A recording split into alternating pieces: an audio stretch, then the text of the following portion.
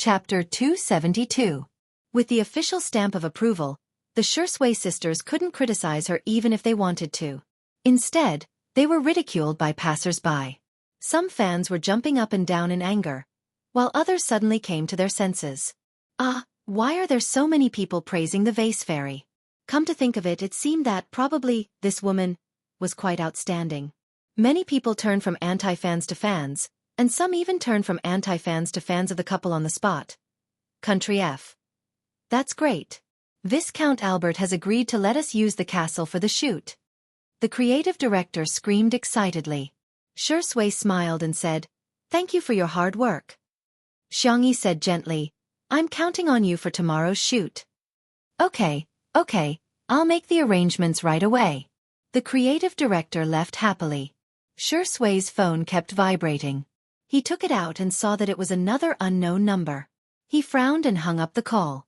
It seemed that the phone number had been leaked. He had no choice but to turn off his phone for the time being. In China, All Is Well year-round had changed more than 10 numbers, sending and calling Shui frantically, but he didn't reply to any of them. Why wouldn't he reply to her? She liked him so much that she had spent a lot of money just to get his phone number. The woman's eyes were full of morbid paranoia. She changed the servant's phone and called him again.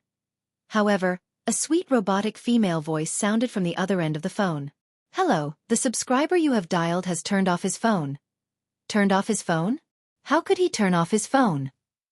All Is Well year-round grabbed her hair and screamed in agony. The next day. It often rained in a city, but today was a rare day of sunny weather. An ancient and majestic building stood halfway up the mountain. The extravagant and gorgeous glass-inlaid windows and sculptures reflected mottled light and shadow.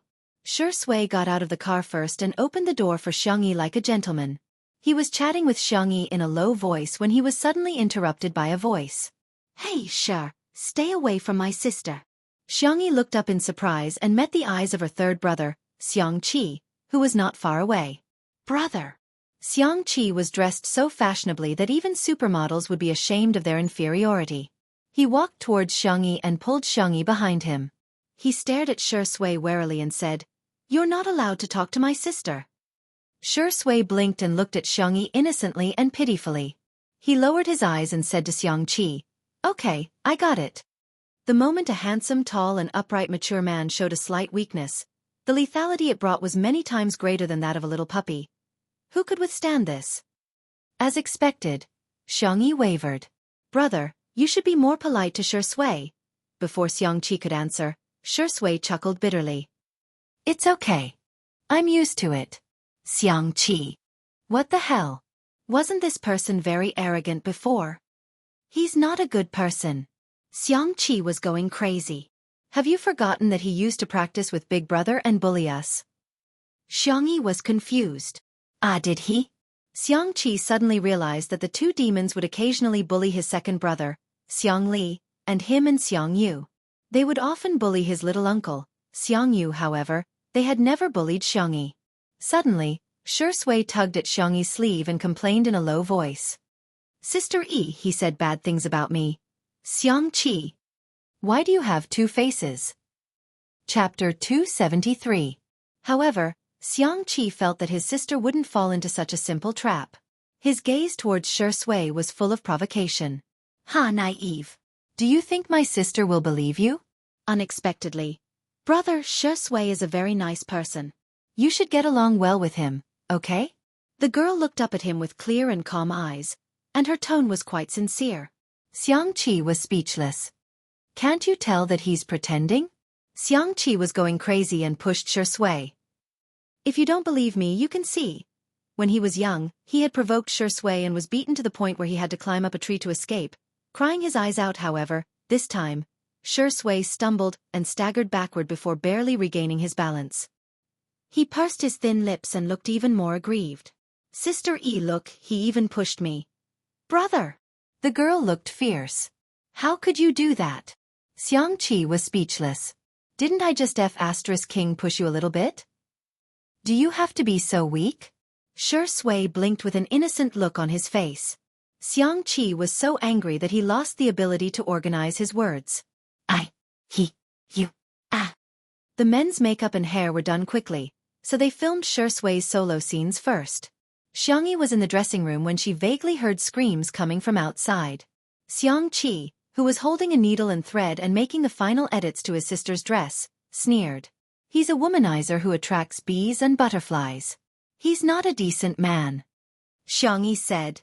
Brother, you're biased against Shui. Xianxia glared at her. Aren't you the one who thinks he's born with a seductive face?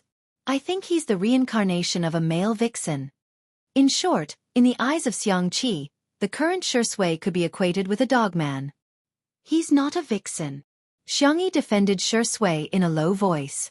After Xianxia was done, she was stunned by Shui's beauty at first sight.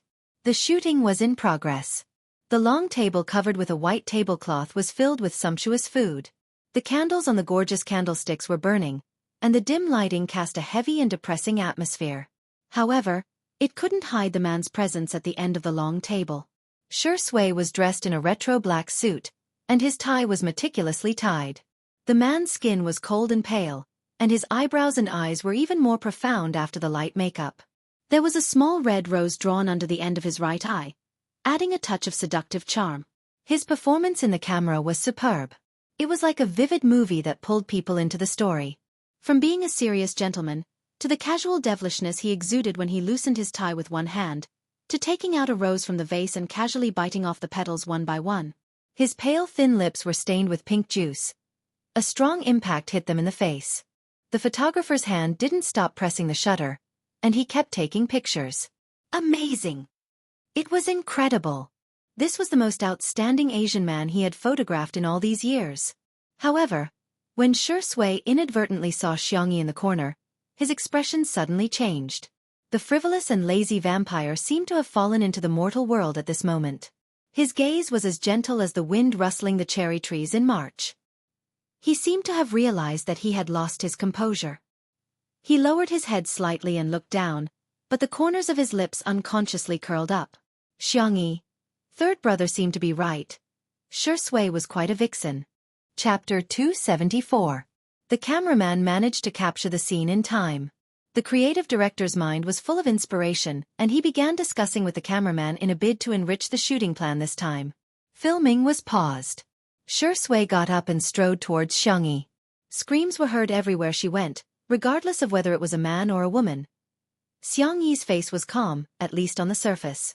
The young girl praised sincerely, "You're very handsome today." Pushed. "Thank you, Sister E." There were two voices, one from the jealous Xianxia and the other from the smiling Shui.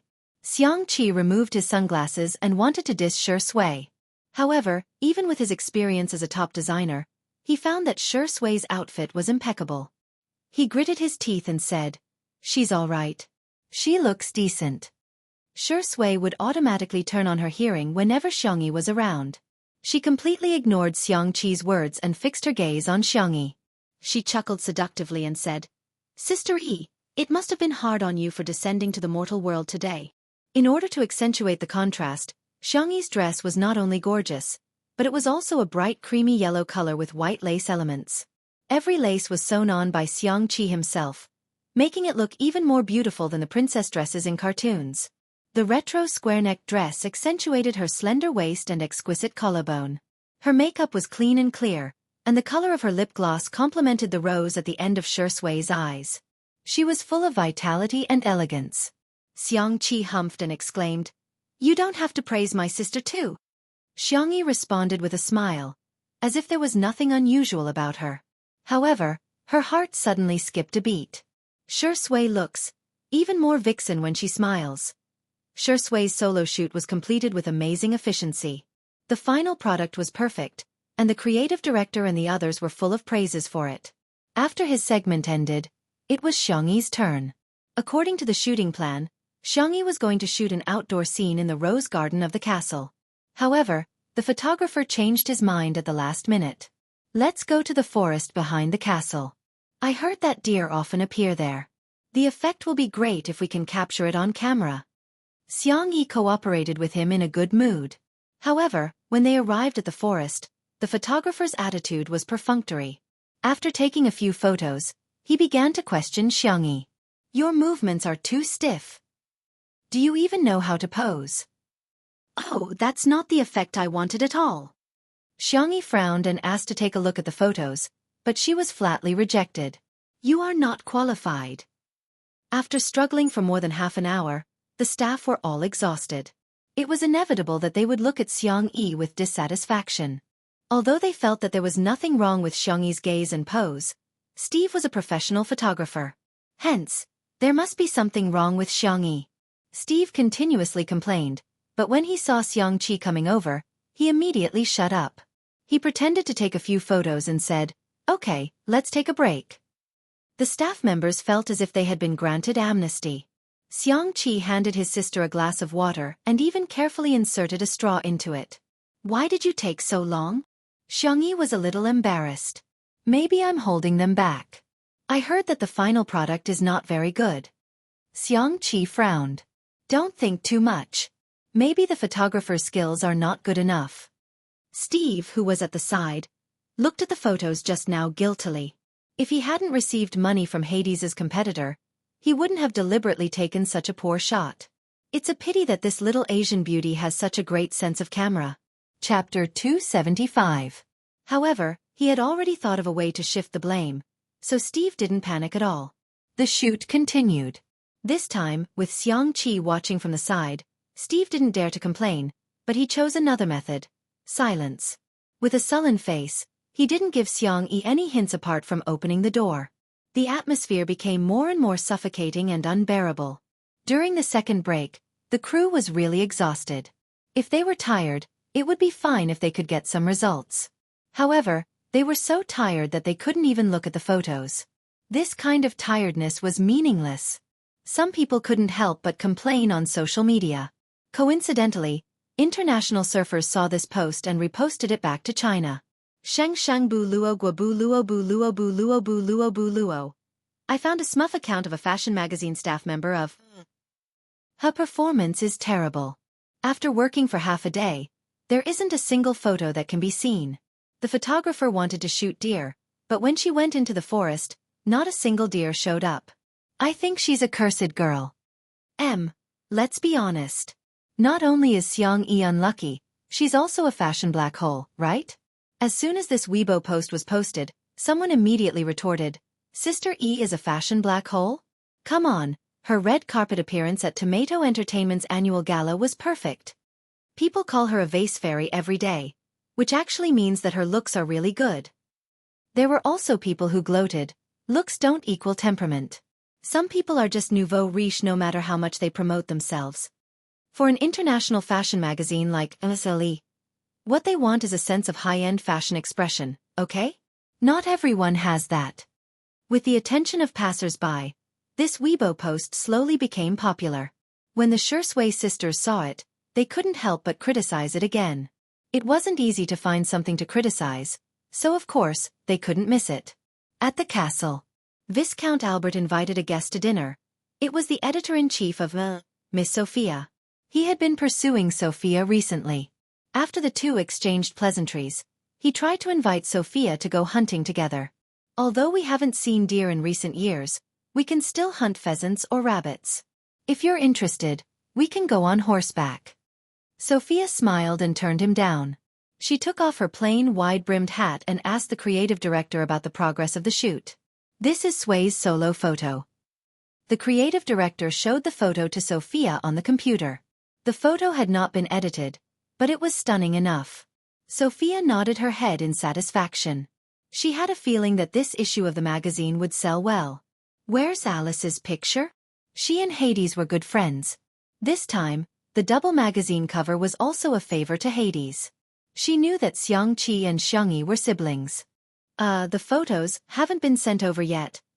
Actually, some of the photos had been uploaded, but none of them were presentable. The creative director was disappointed, but he also wanted to secretly buy some time for Xianxia. Perhaps, Xianxia would be able to get into the groove. He was worried that Sophia would replace Xianxia after seeing those trashy films. As the big boss, Sophia was gentle in her daily life, but she was resolute in her work. She was the famous Iron Blood Empress. At this moment, the photographer, Steve, returned. At the thought of the huge sum of money that he was about to receive, The corners of his mouth curled into a smile. However, when he saw Sophia, his expression instantly froze. Big boss, why is she here? Chapter 276. The creative director's heart skipped a beat. I wonder how Xianxi's shoot went. It's all my fault. I've been working on perfecting the two-person shooting plan and neglected Xianxi. Sophia said calmly, let me take a look at Alice's photos. The photographer hesitated for a few seconds before taking out the DSLR's memory card. His hands were trembling slightly. He imported the photos and previewed them. A set of trashy photos appeared in front of everyone. The creative director secretly cursed. It's over. It's over. Sophia is probably going to fly into a rage. He did not expect Sophia to just quietly look at a few hundred photos. The photographer felt lucky and thought that maybe Sophia didn't see through his tricks. If he could take good photos of the models, he could also take bad ones. It wasn't the first time he had used this trick, so he was very skilled.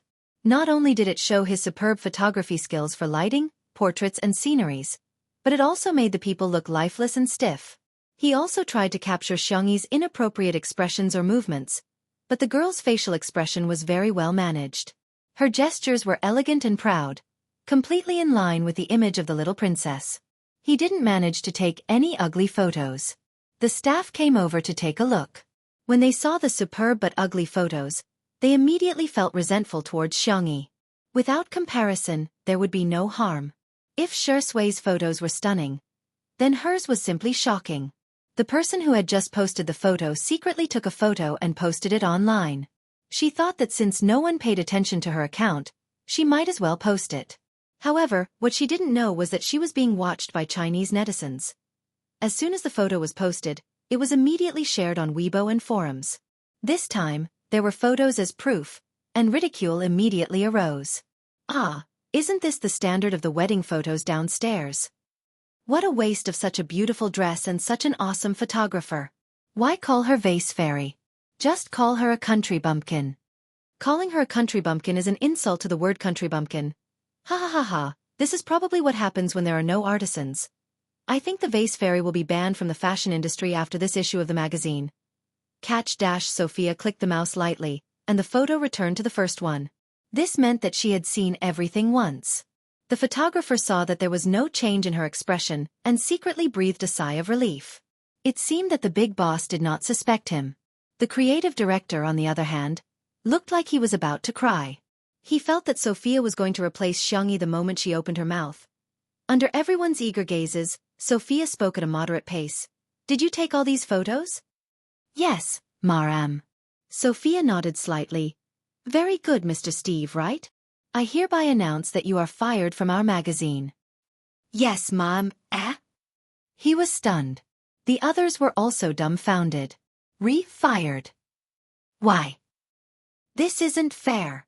I demand that you give me a reasonable explanation. Steve panicked. This job had a stable income and a good reputation in the industry. If he was fired, how could he survive in the industry in the future? Sophia opened the dual window mode and compared the photos of Shui and Xianxi together. She then said professionally and calmly, "You have superb photography skills, but you're not a good photographer." Chapter 277. Being a photographer is a profession that naturally pursues beauty.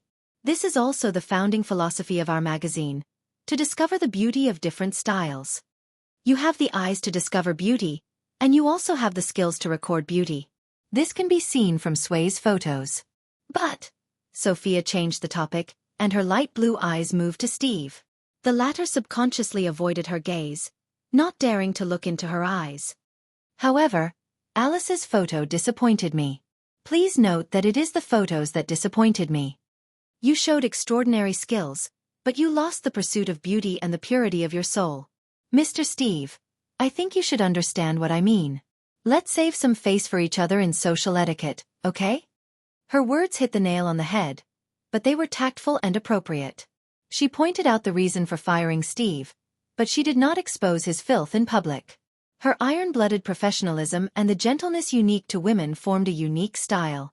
Steve's lips moved, trying to say something to save himself, but he could not say a word. His face was pale, and he lowered his head dejectedly. I understand, Madam Sophia. This turn of events was not expected by the staff at the scene. While they were still dumbfounded, Sophia had already started to arrange the work in an orderly manner. Linda, contact the photographer, Ryan. Please arrange for Sway and Alice to rest for a while. Prepare for the meeting. I want to see the complete shooting plan. Under her orders, the originally chaotic scene was restored to order. Like a precise and efficient machine, it resumed its operation. Viscount Albert looked at this scene with infatuation. Oh God, this woman is too charming. Xianxia had nothing to do, so she got Viscount Albert's permission and went to the kitchen to make some snacks. The light yellow round pancake emitted a faint fragrance.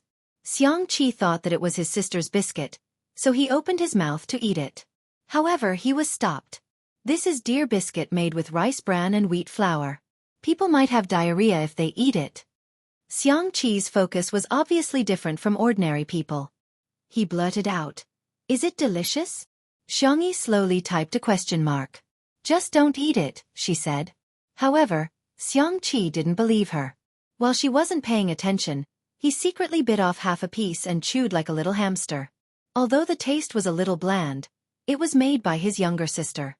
For a crazy siscon, this was the best food in the world.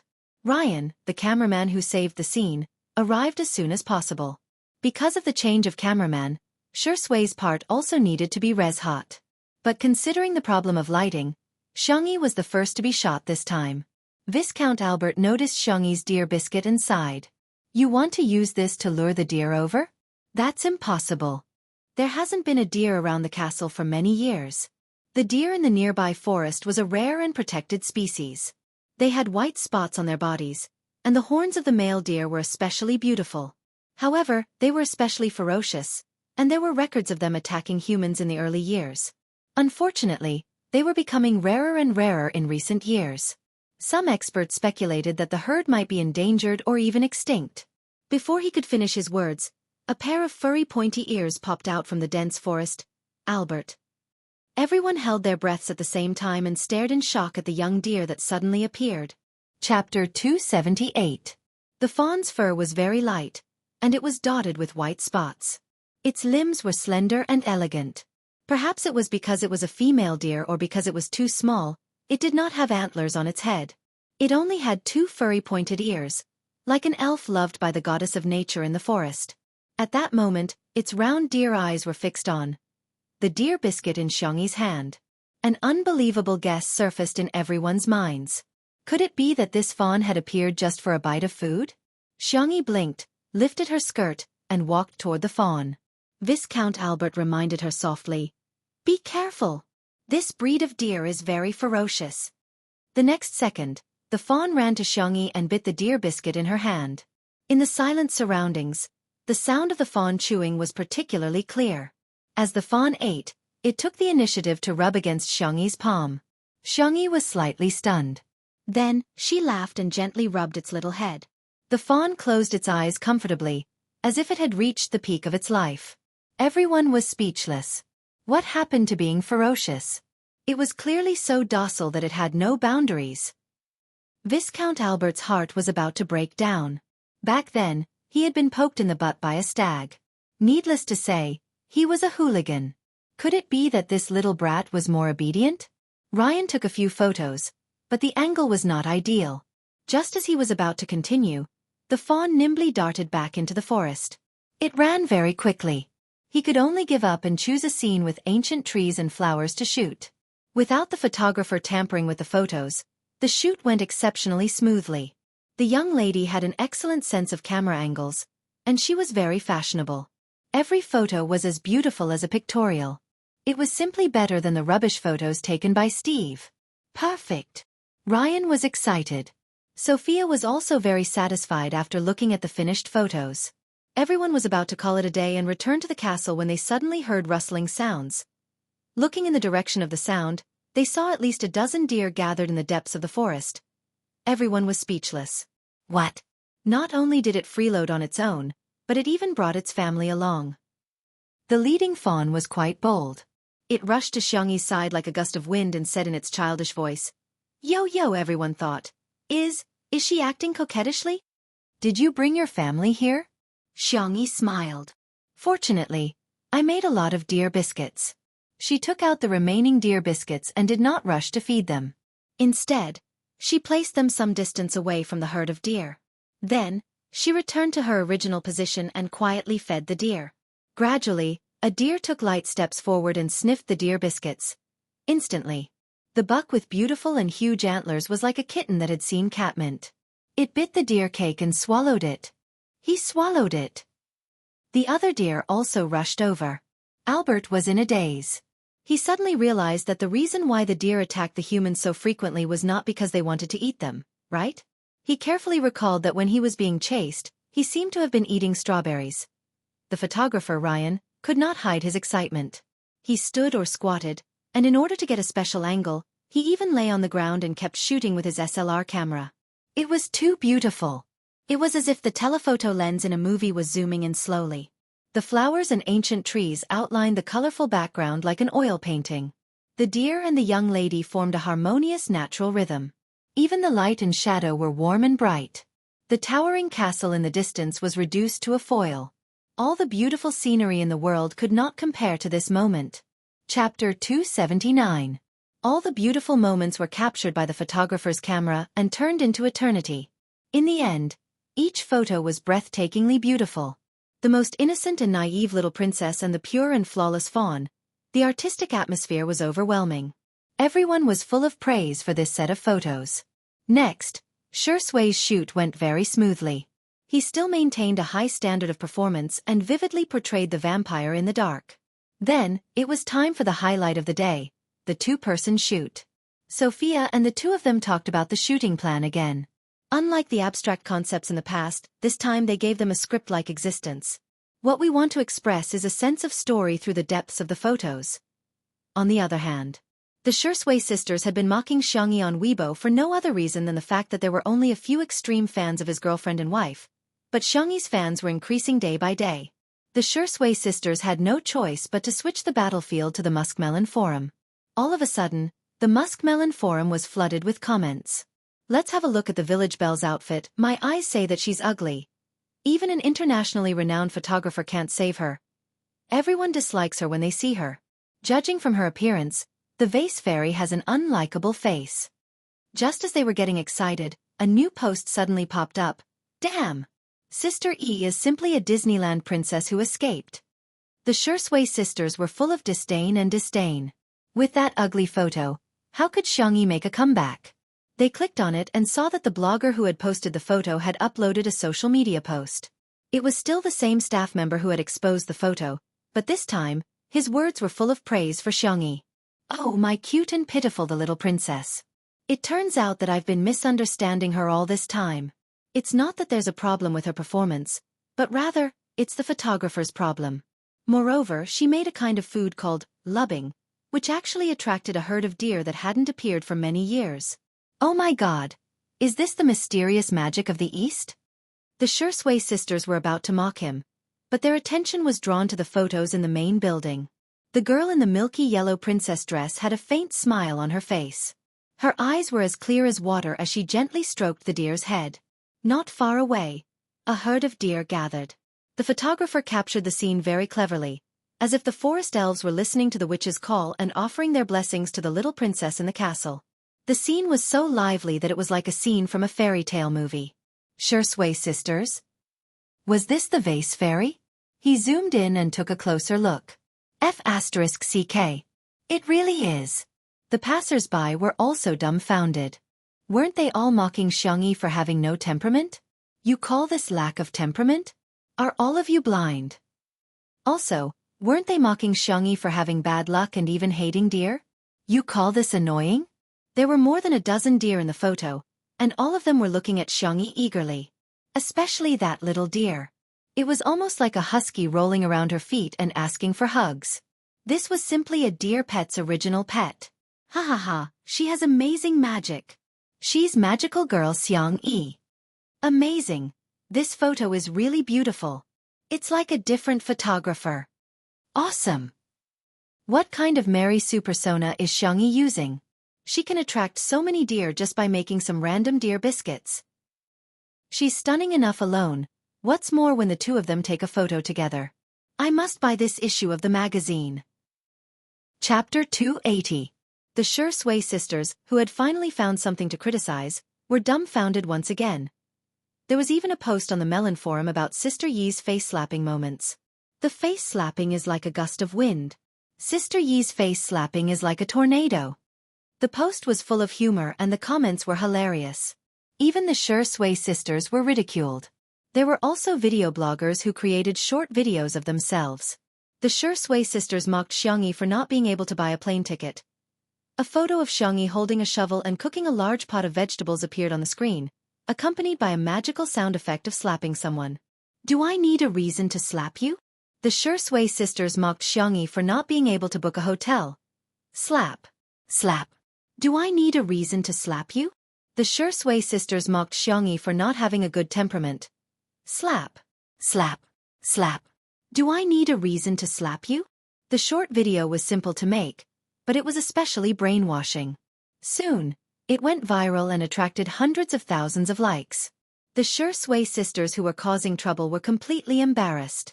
Shui's official fan club also issued a statement and called on everyone to follow their idols rationally and civilly.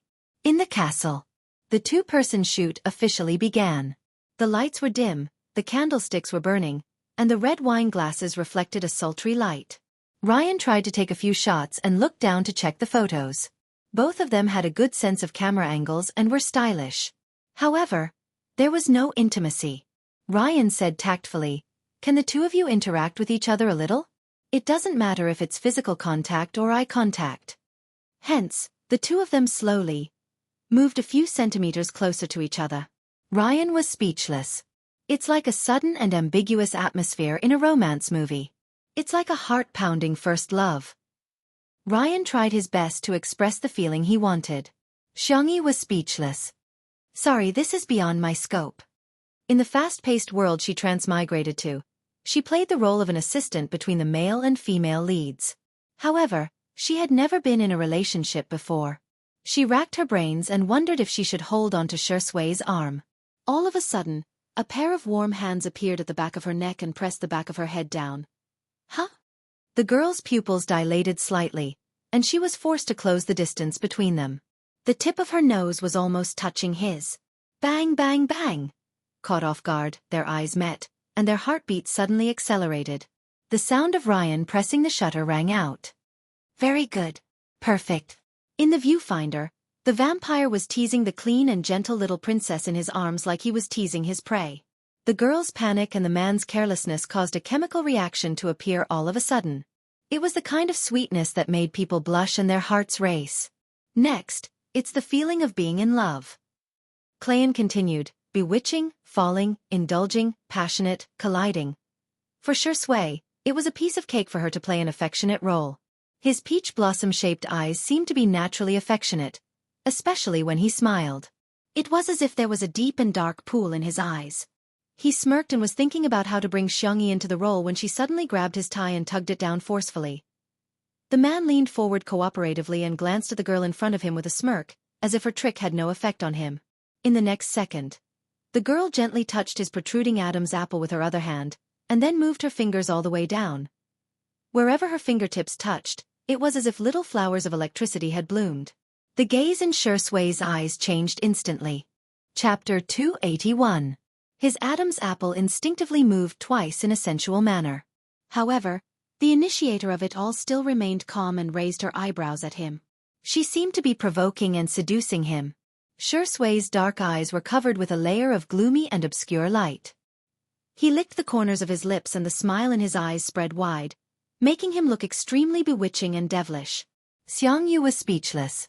She was just imitating a girl who was particularly good at seduction in the transmigration world. I seem to have gone a little overboard. Shui, don't smile like that, I really can't take it. Ryan exclaimed in awe. The sound of the shutter clicking filled the air and only stopped after a long time. The photos were synchronized to the computer at the side, and Sophia immediately took a liking to a certain photo. She held her breath. Although she had seen a lot, she was still amazed by the beautiful scenery today. If nothing went wrong, that photo would be the cover of this issue. The shoot was paused and the makeup artist stepped forward to touch up Xiangyi's makeup. Xianxia also came over to help her tidy up her skirt.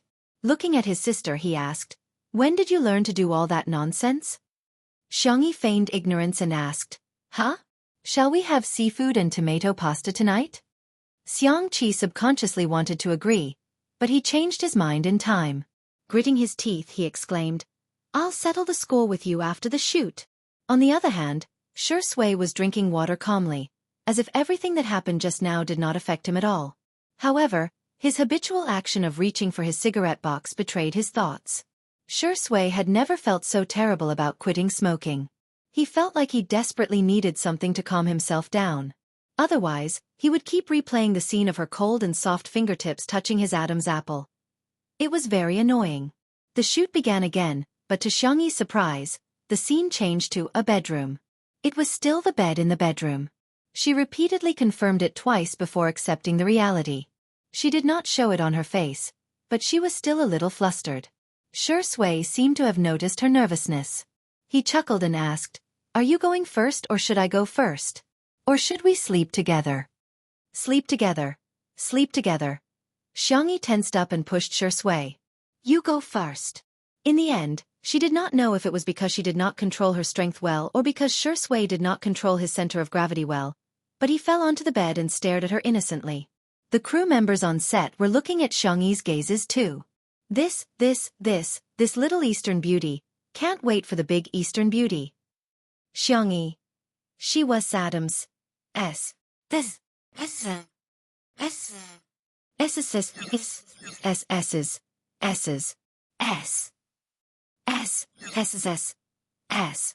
Shui did not say anything.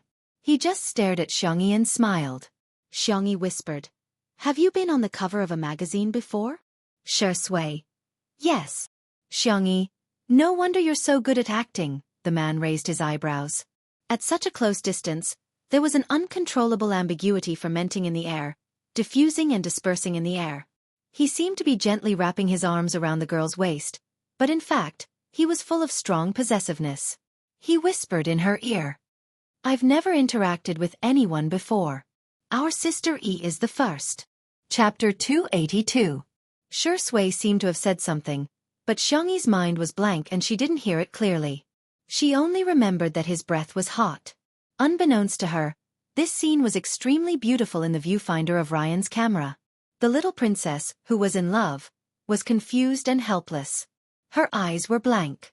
The vampire, who had finally succeeded, had a strong sense of aggression and danger in his eyes. She was in a mess but obsessed. She was drowning but unwilling to struggle. Redemption? Sorry, there's no need. Please follow me and fall into darkness together. The last set of scenes was full of symbolic meaning. The little princess was standing by the window.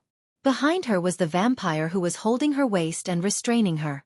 The man's lips were only half an inch away from her fair neck, but he hesitated and didn't bite down. The next second, the little princess raised her hand and closed the window. The last trace of light in the castle disappeared. Everything was shrouded in darkness, as if time had been sealed and the past had been locked. However, in the retro-carved mirror, there was a reflection of their interlocked hands. "Okay. That's it." Ryan announced the end of the shoot. Only then did the crew wake up from their daze. It turned out that they had unknowingly been substituted into the story. This story wasn't exactly a fairy tale love story. On the contrary, it was a little dark, but it was more shocking and memorable. Ryan and the others went to watch the film. Xiangyi stood rooted to the ground and didn't come back to her senses.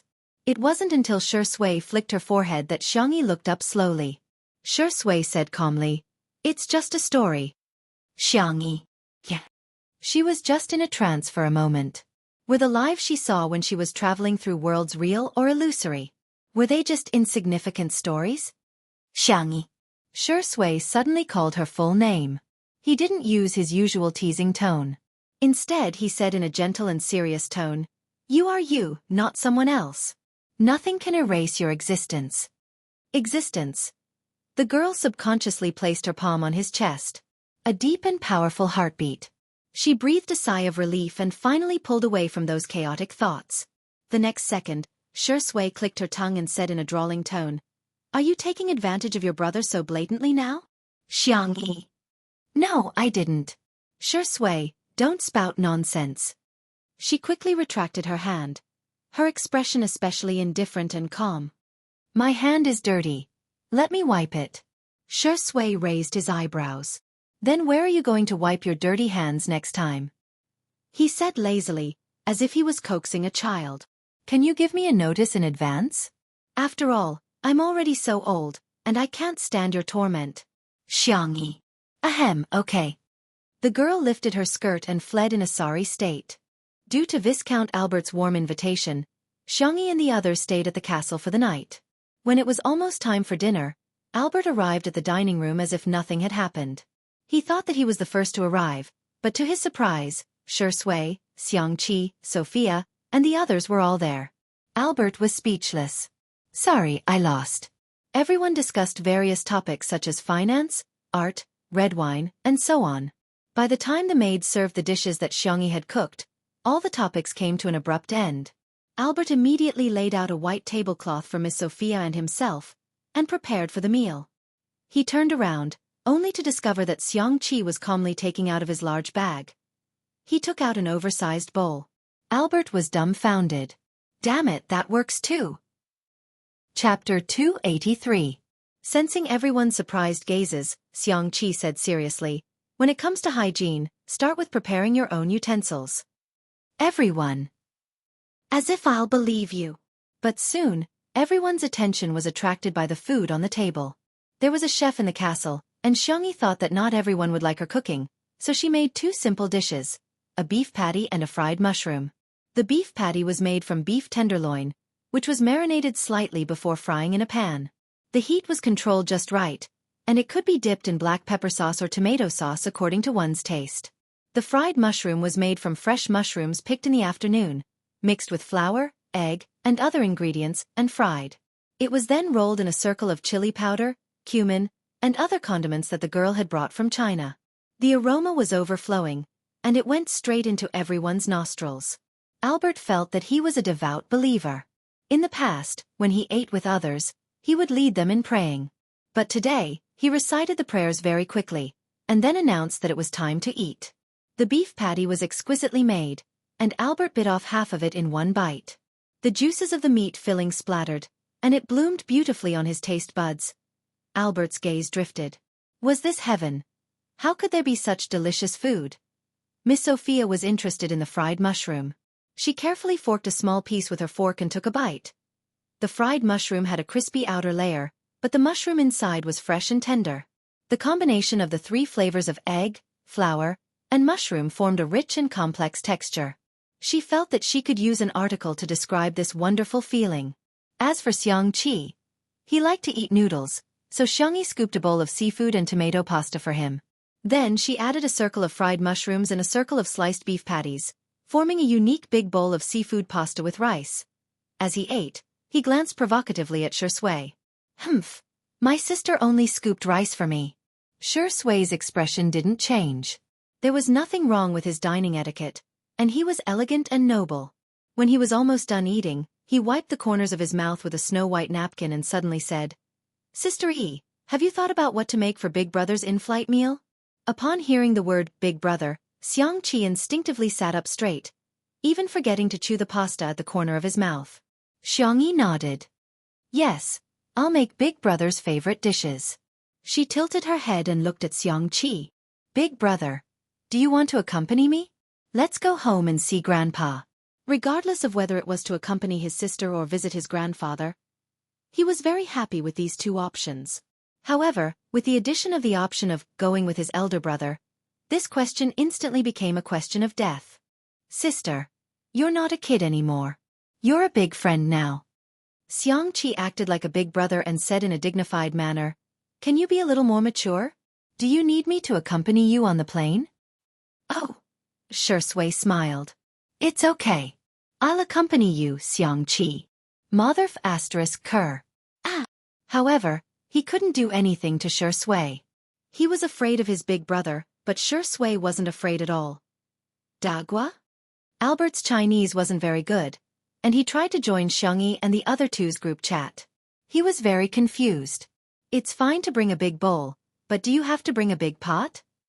Xianxia took advantage of his big brother's absence to reveal his dark history. When my family went camping, my big brother brought a big pot. But, he paused and said in a sorrowful tone, I had to carry it for him the whole time. Something came up today and it was too late to go home. Under her smiley face, angle. Let me tell you in advance. Chapter 284. At the same time. Logic Esports Base. The training room was brightly lit, and the sound of the keyboard and mouse could be heard. Xiao Naofu was nestled in the pocket of Xiangyu's uniform, watching him play games. After watching the game for a few days, Xiao Naofu had already grasped the rules and was more addicted to it than Xiangyu himself. Meow meow meow. Go go go, beat him up. Beat him up for this hoo-hoo. In Xiangyu's ears, Xiao Naofu's cries were simply the most beautiful sound in the world. The sniper in the game ended the battle with a clean shot and found a cover to hide behind. He freed his hand to cover Xiao Naofu's eyes and coaxed softly, Be good, a cute kitten like Xiao Naofu can't watch these fights. Xiao Naofu. No. Let this hoo-hoo watch. This hoo-hoo wants esports too. Creak. The door was pushed open. It was Captain Wander, who had just returned from drawing the lot. He sighed and said apologetically, I'm sorry, my luck isn't good. We'll be facing Team ICE in the next match. This year's Lonely Glory World Connections main venue was in Nanqing. Team Logic was one of the 2 Chinese teams in the top 36 and had high hopes for them in the domestic esports circle. However, Team ICE was a seeded team and had made it to the top 3 in the World League last year. Team Logic had to face such a strong team in the first round and suffered a crushing defeat. The atmosphere in the team was inevitably a little heavy. At this moment, a woo! A woo! Xiao Naofu pushed Xiangyu's hand away and jumped onto the keyboard aggressively. Its soft, meaty paws smashed onto the attack button. With a bang, the sniper in the game fired and hit the enemy who was about to launch a sneak attack. Everyone in the team. Hoo-hoo wanted to fight again, but he was picked up by Wander. The young man's eyes were filled with tears. This is a miracle. It must be a miracle. God is encouraging us. Everyone cheer up, let's go. For a moment, the little cub seemed to have been injected with chicken blood. Go go go. Only Xiao Naofu was struggling desperately. Let go of me. This hoo-hoo can still fight. On the other side. Research Institute. Director's Office. Why can a cripple like Xiangli apply for so much funding? Could his hands be used for experiments? He's clearly a dog in the manger. A middle-aged man complained in dissatisfaction. The director tried to appease the middle-aged man, but the middle-aged man continued to push his luck. How about this? We'll keep Xiangli's original team, and I'll join them to guide them. As for Xiangli, we'll kick him out. He's no longer of any value to our research institute. The director slowly typed out a question mark. Even though Xiangli was injured, he still managed to come up with a lot of new drugs and published a few core research papers. This was enough to prove Xiangli's research ability. On the other hand, if you're capable or not, you only know how to bootlick. Where did you get the face to say that you want to kick Xiangli out? The director pulled a long face. First of all, Professor Xiangli's hand will recover soon. Secondly, Professor Xiangli has discovered an extract from seaweed. His research has made great progress. No matter who they replace, they will never replace Professor Xiangli. At the same time, in the middle of the bustling city, rows upon rows of buildings were brightly lit. In front of the floor-to-ceiling window, Xianxia, wearing a black nightgown, coldly rejected his business partner on the phone. New case? Not interested. I have more important things to do. The corners of his thin lips seemed to curl slightly. My little bunny is coming to coax me.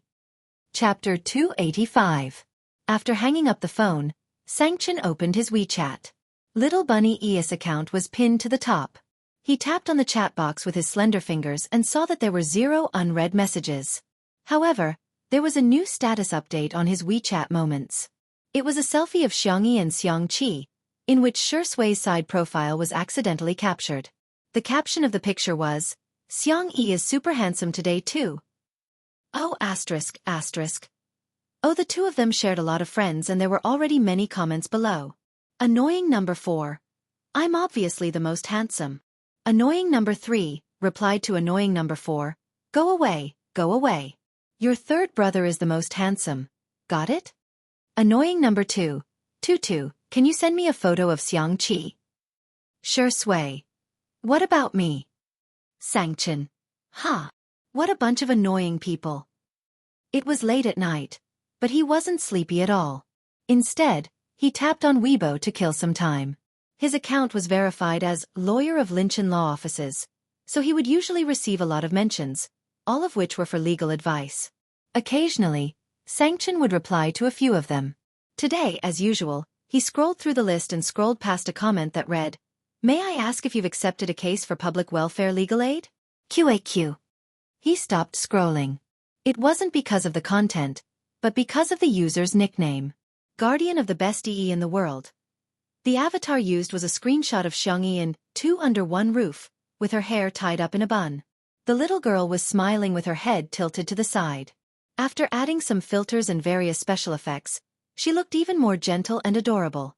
Xianxia saved it with a straight face, then subconsciously opened the avatar's Weibo account. Obviously, Guardian was a fan of Xianxia, and almost every post was related to Xianxia. However, Xianxia couldn't understand her messy seniority logic. Ah, Xianxia is so beautiful, Mama loves you. Sister E is so soft, I really want to rub her.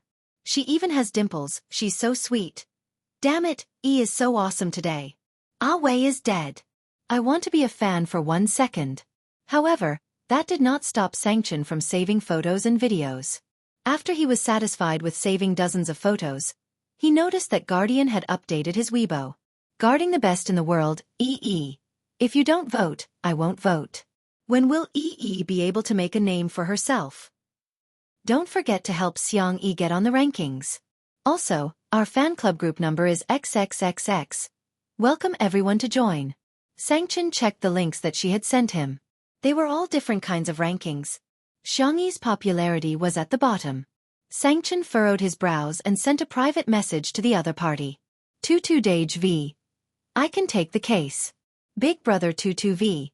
But I have 2 requests. The other party replied instantly. Ah really? Please speak. The guardian in front of the screen was extremely excited. Although this lawyer's ID was a little strange, he was still a lawyer from Linchin law firm. She had asked for help from many lawyers, but all of them were ignored. To her surprise, the only one who replied was one of the top lawyers in the industry.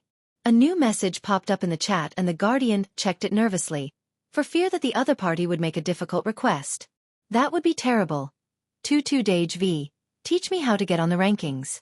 The guardian : Buzz, Tutu Dage V. Also, add me to Little Bunnies. Yes, Xianxia's fan club. Thank you.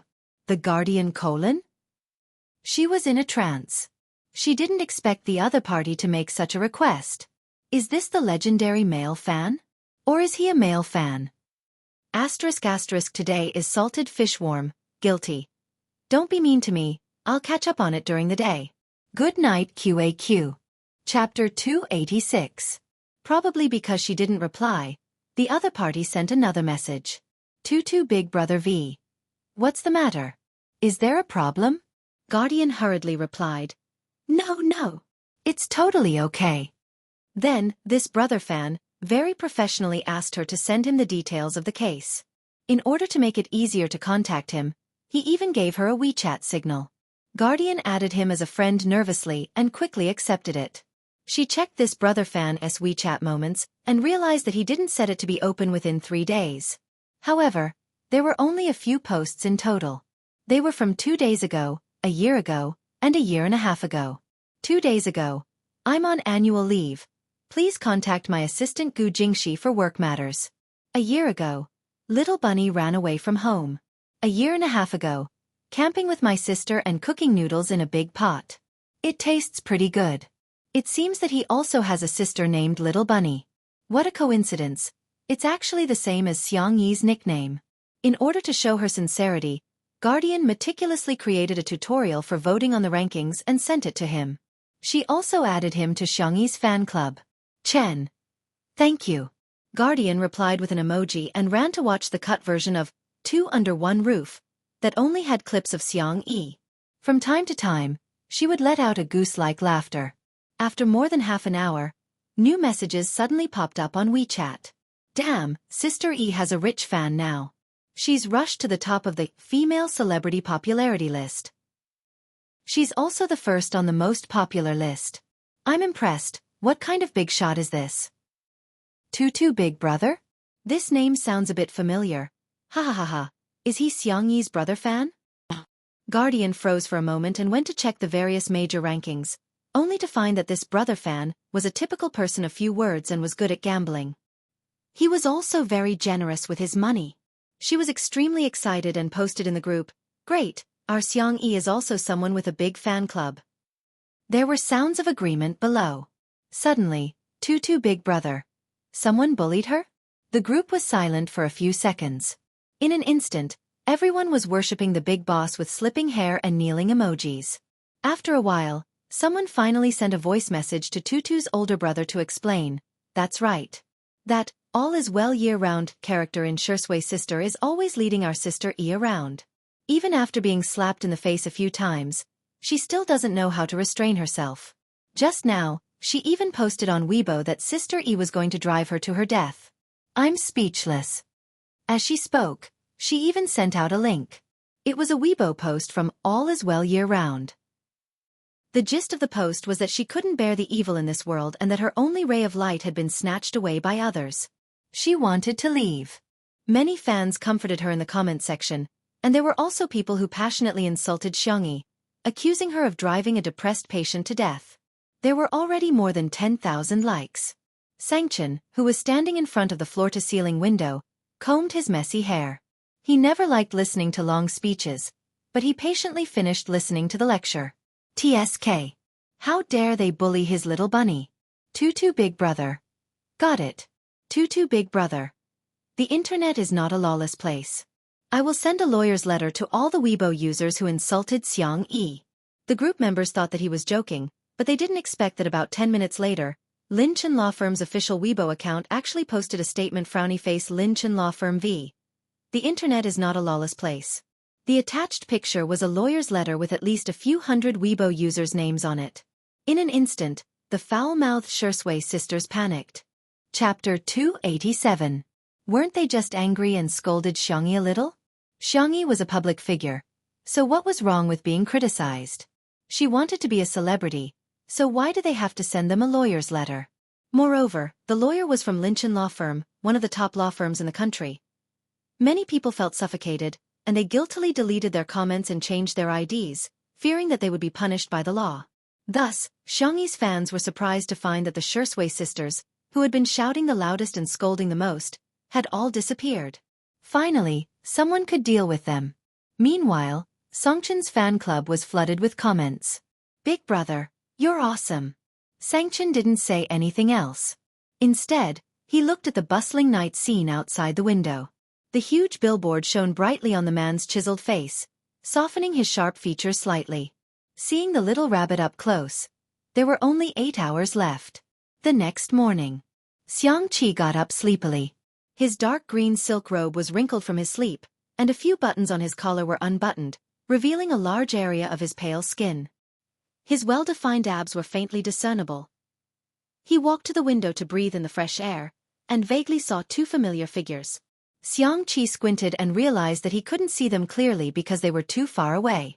He hurriedly turned on the camera on his cell phone and zoomed in a few times. Damn! It was his younger sister feeding the deer outside the castle, and Xiangshui was standing next to her lazily. "Eat slowly, don't rush." Xiangyi's voice was gentle as she patiently fed the deer from yesterday. Behind the deer, there was a large group of parents and siblings who had come to freeload. Every deer was given a few pieces of deer biscuits, and they were happily munching on them.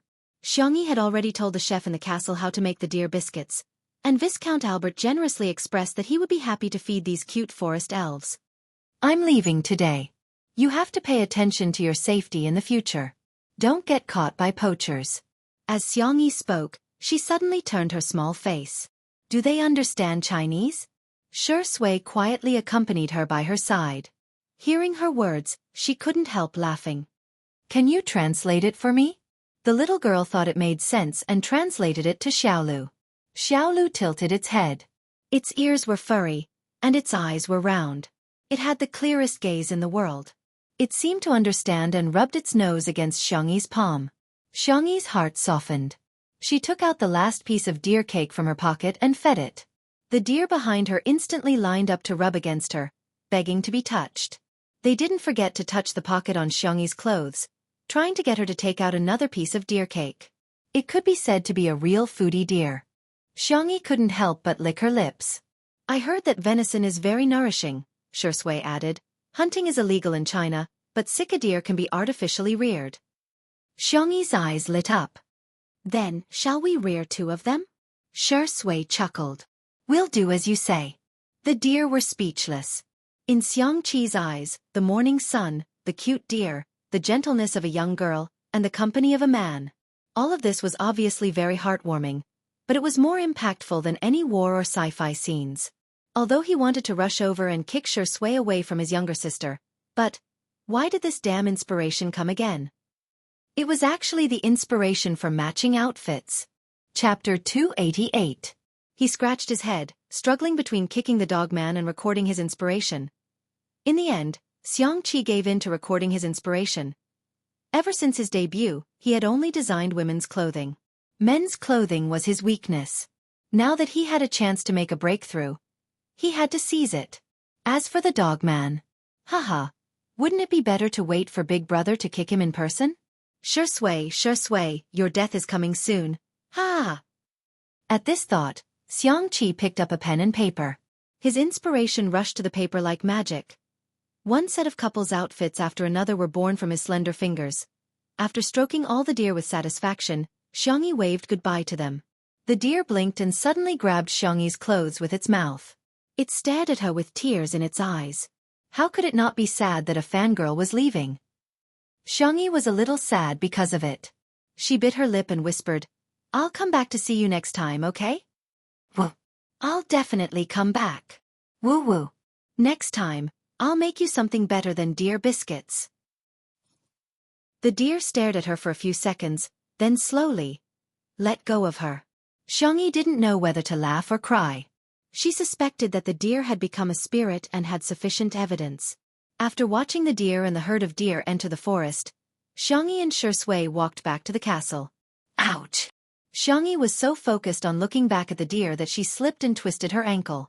Shui caught her in time and asked with a frown, Are you okay? Should I carry you back?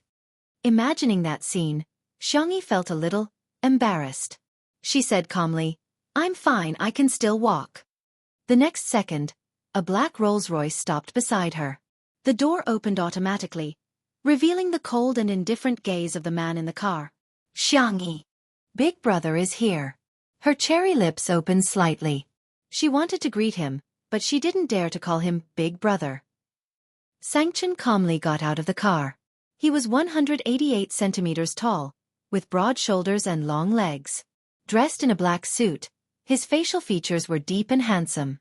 His entire body was covered with a layer of earth-shattering coldness, as if it could crush the sunlight behind him.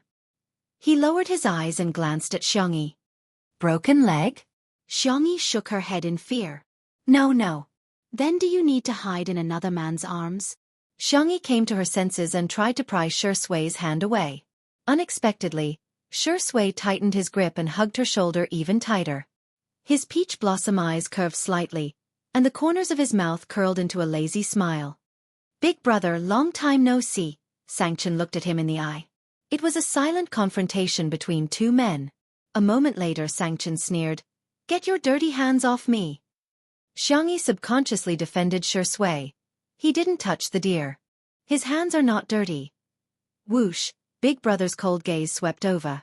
The young girl shrank her neck and said pitifully, Brother, my ankle hurts. Actually, it wasn't that painful. However, in front of Big Brother, this little bit of pain seemed to be a great grievance. Because she had been doted on before, she dared to be fearless and willful. Now you know pain?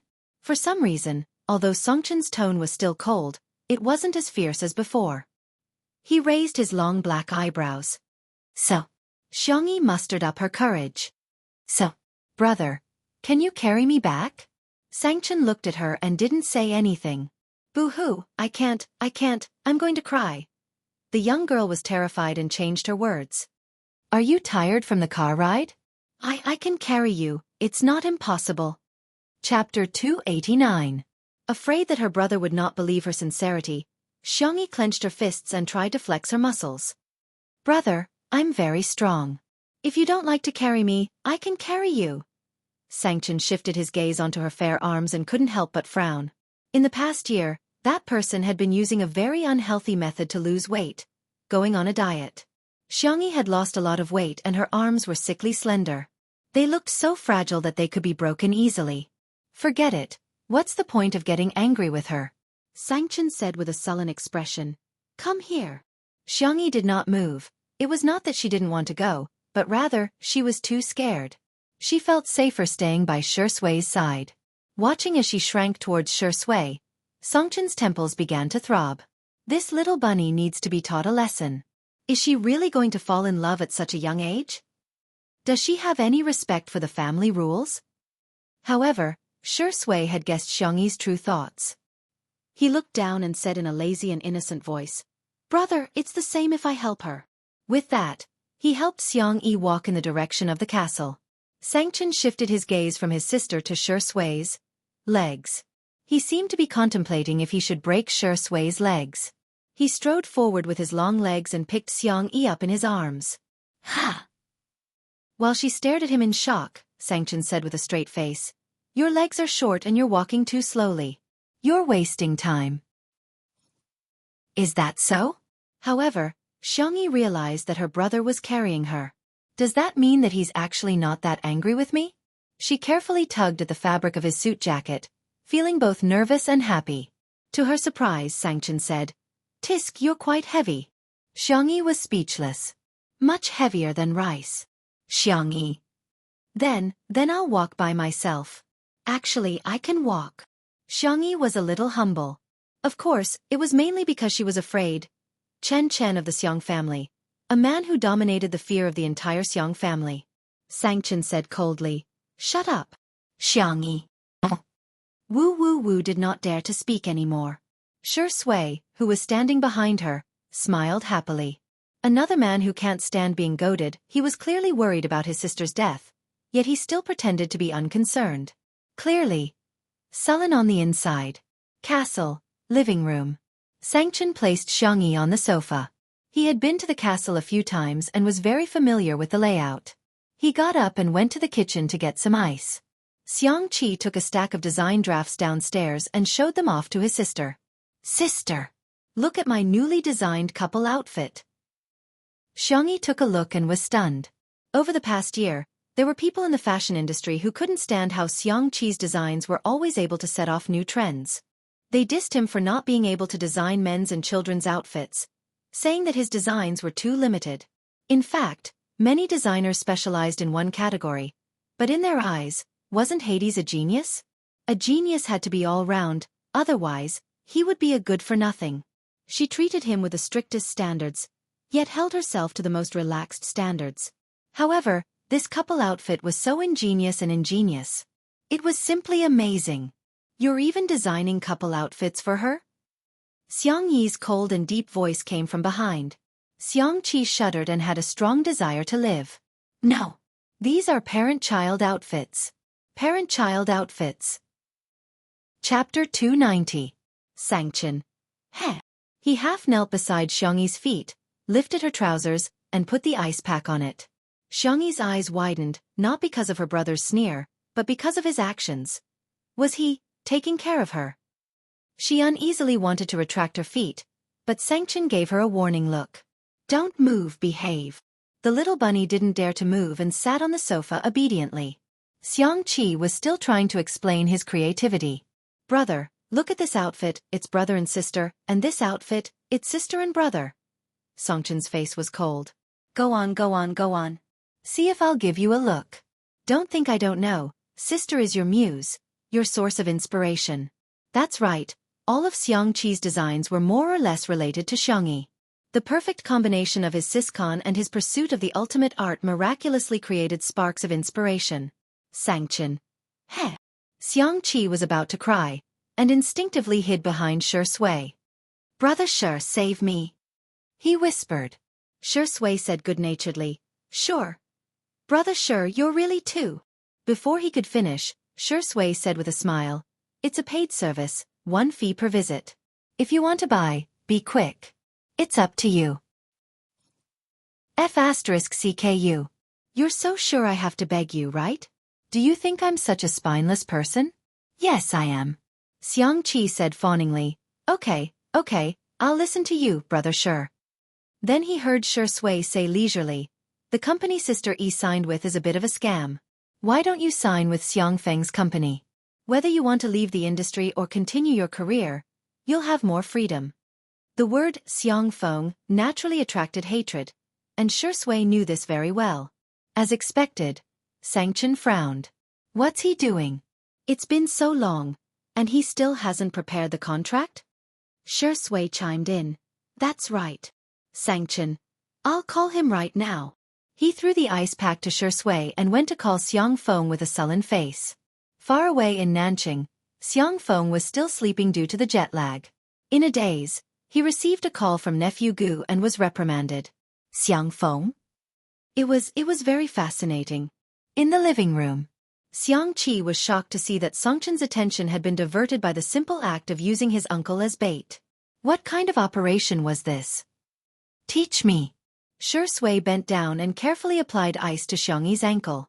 The girl's pink toes curled up, feeling extremely uncomfortable. She didn't think it was a big deal for her brother to give her an ice pack, however. It was Shui.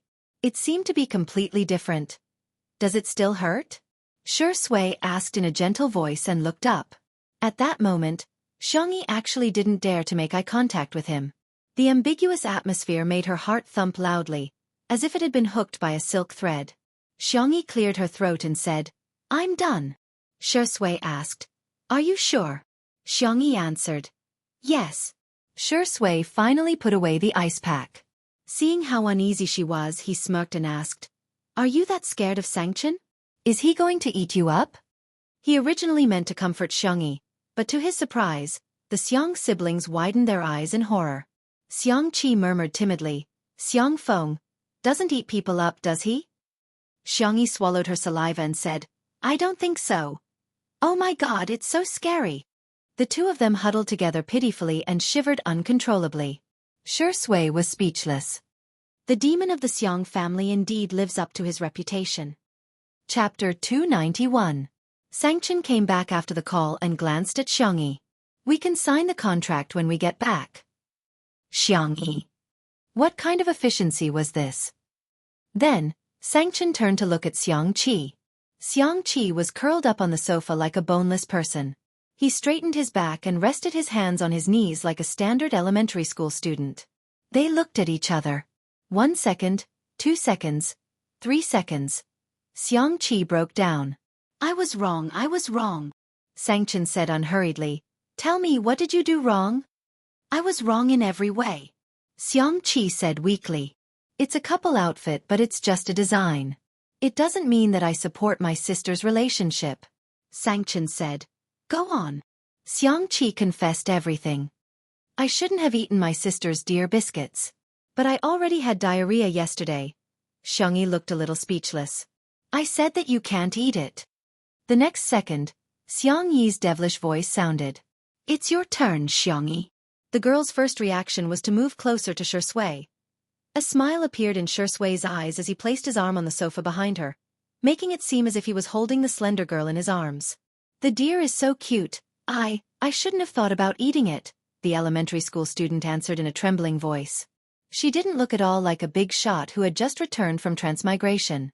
"What else?" Xianxia narrowed his eyes and stared at her meaningfully. Xiangyi looked confused. Apart from that, she didn't do anything bad. Xianxia sneered and deliberately tricked her. "Don't think I don't know that you're in a relationship." His tone was so fierce and cold that Xiangyi panicked. I'm in a relationship?" Shui was speechless. Chen of the Xiang family is really high up the social ladder. Seeing his sister's reaction, Xianxia was slightly relieved. "That's good." Xiangyi felt as if she had been granted amnesty. Then I'll go prepare the in-flight meal. She slipped into the kitchen, feeling as if she had dodged a bullet. Xianxia couldn't be bothered to eat his sister's cooking anymore. He tidied up his big bowl and said, "Brother, I'm going to make a dress for my sister. Bye-bye." He wasn't a coward. He was following his heart and listening to the truest summons from the depths of his heart.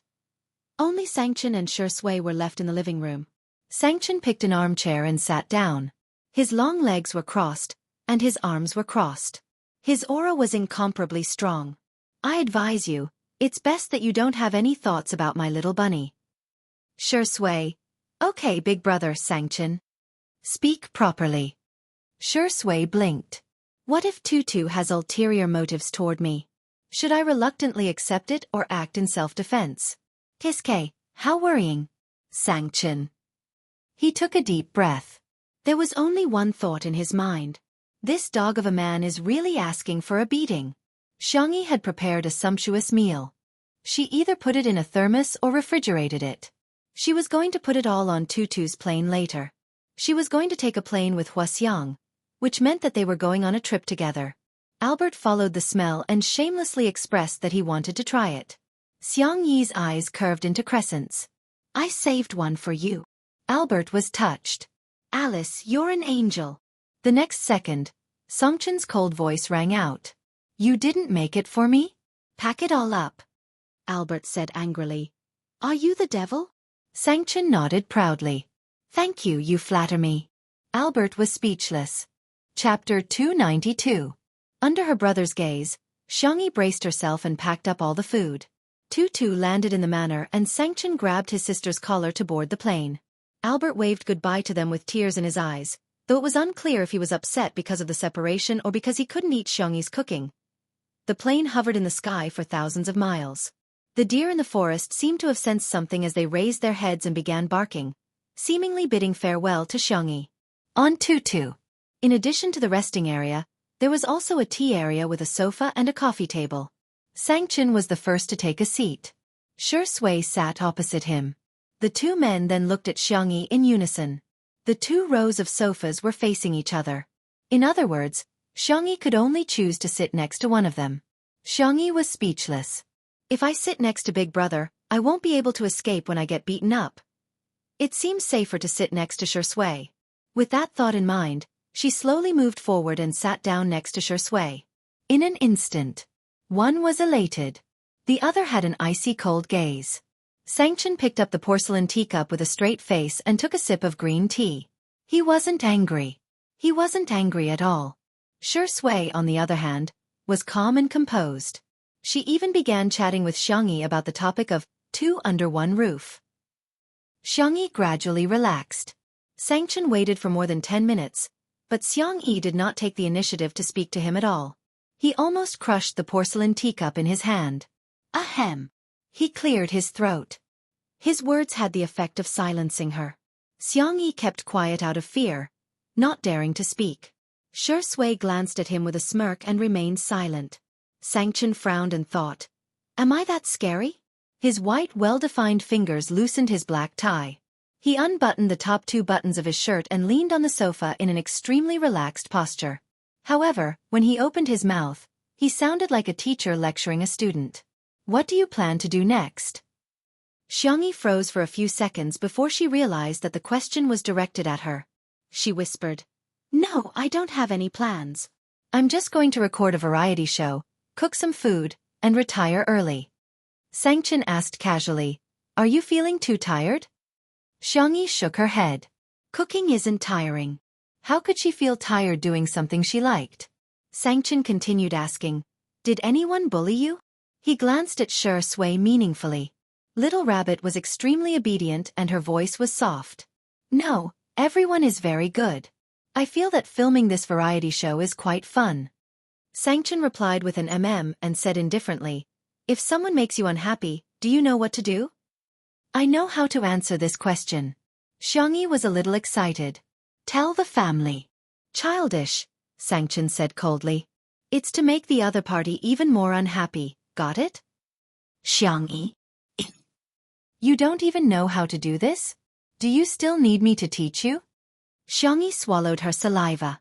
I think I know how to. Xianxia finally revealed a satisfied expression. The journey was long and Xianxia soon felt sleepy. She leaned against the back of the sofa and fell asleep. Shui moved her little head to her shoulder as if there was no one else around. Xianxia, do you think I'm dead? Before he could say anything, Shui spoke first. I didn't expect you to be angry. I didn't do it on purpose. Xianxia gritted his teeth. You? Shui interrupted him innocently. Don't be angry, brother. I'll apologize to you, okay? Xianxia. Even green tea can't compare to you. Chapter 293. Other than his uncle Xiangfeng, no one had made Xianxia so angry for many years. His voice was as cold as ice. You dare to take advantage of my sister in front of me? Brother, why would you think that? Shui smiled. I was just worried that Sister E wouldn't be able to sleep well, so I helped her. I didn't even ask Sister E to thank me. Xianxia inhaled and exhaled. Bear with it for a while. Bear with it, my ass. Seeing that the tutu was about to act violently, Shui successfully stopped Xianxia with one sentence. Brother, can you be gentler when you hit me? I don't want to disturb Sister Yi's rest. F***CKU. Glancing at the sleeping bunny, Xianxia closed his eyes and suppressed the urge to throw this man out of the plane. Perhaps it was because of her brother.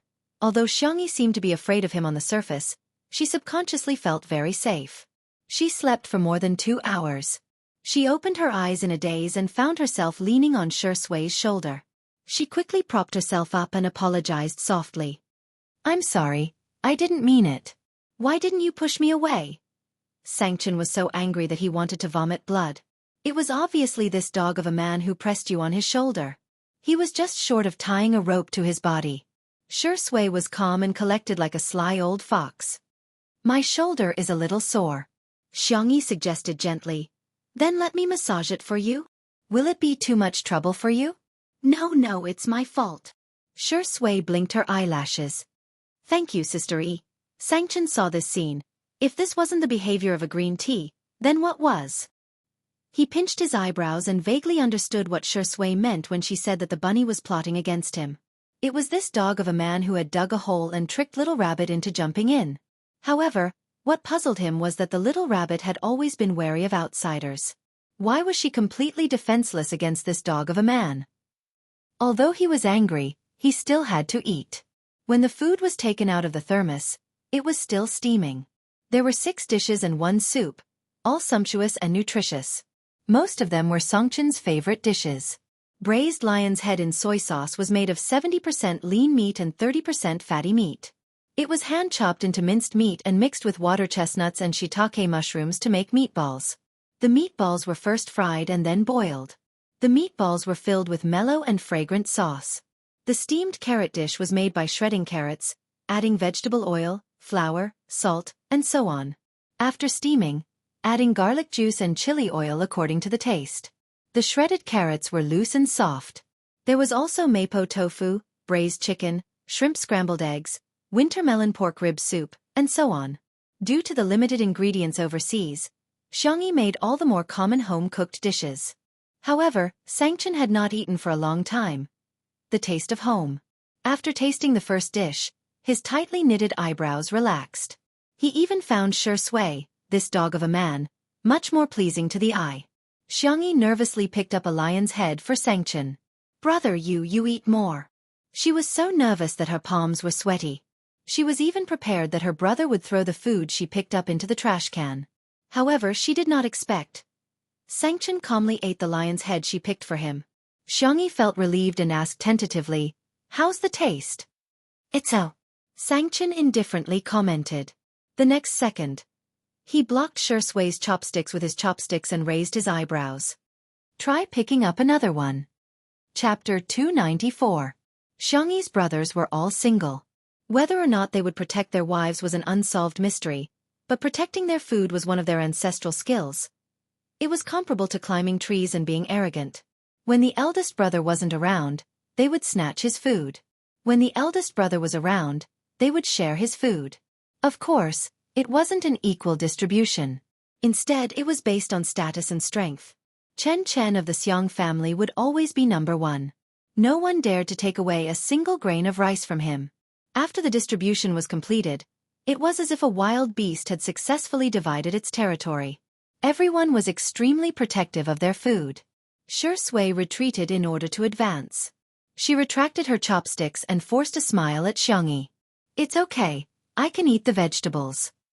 She then picked up a piece of vegetable and placed it in her bowl. In comparison, Xianxia was like a landlord who bullied the weak. Xianxia wavered again. She moved closer to Shui and whispered in her ear, "Don't be afraid, I'll leave some food for you. You can secretly eat it later. Don't get caught." Shui's eyes were filled with a scheming smile. "Sister E, you're so nice." Xianxia, who had good hearing, twitched his eyebrows. More than 10 hours later, the plane arrived at the Xiang family's manor. Due to the time difference, it was still daytime in Nanqing. Xianxia didn't sleep much on the plane. Now that he had gotten off the plane, he went back to his room to catch up on sleep. Xianxia slept for a long time. She was preparing to go to Little Rabbit Farm and bring back 2 geese to stew. Shui naturally accompanied her. The two of them strolled among the lush flowers and plants. For some reason, they felt like an old couple. Suddenly, Shui received a call from her agent, Si Chuanbai. He frowned. Xianxia sensed that something was wrong and stopped in her tracks. The call didn't last long. After hanging up, Shui said apologetically, "I'm sorry, I have to deal with something. I'm afraid I can't accompany you." Xianxia said, "It's okay, I can go by myself." Before she finished speaking, there was a dispute at the entrance of the manor. "Out of the way! I want to see Shui. I saw the plane land. I want to see her. Nah, don't touch me, or I'll call the police and say that you're King me." The hysterical female voice, mixed with the persuasion of several security guards, was very noisy. Shui's face was as gloomy as still water, and there was a deep gloom at the bottom of his eyes. Xianxia was slightly startled. In fact, she had never seen Shui lose her temper before, but she instinctively sensed it. He was angry. The man's thin lips pursed into a sharp line and strode towards the manor's gate. Xianxia was worried that he would do something irrational, so she quickly caught up with him. At the entrance of the manor. All is well year-round. Her real name was Qiao Run. When she saw Shui's tall and slender figure from afar, her skinny face lit up. It was him. It's really him. He's coming to me. Shui's legs were long and his strides were big. Soon, he was in front of her and nodded politely. "Miss Qiao, right? I heard that you've been looking for me." The man's voice was much deeper than usual when he was angry. There was a hint of hoarseness in his voice, which made him more attractive. Qiao Rua looked infatuated and couldn't wait to express her feelings. "Yes, I've been looking for you for a long time. I'm your fan. I like you a lot." Shui said politely, "Thank you for your love, but this is a private residence. Can I arrange for a car to send you away?" Qiao Ruan said self-righteously, "I'm not leaving. It wasn't easy for me to see you. Why should I leave?"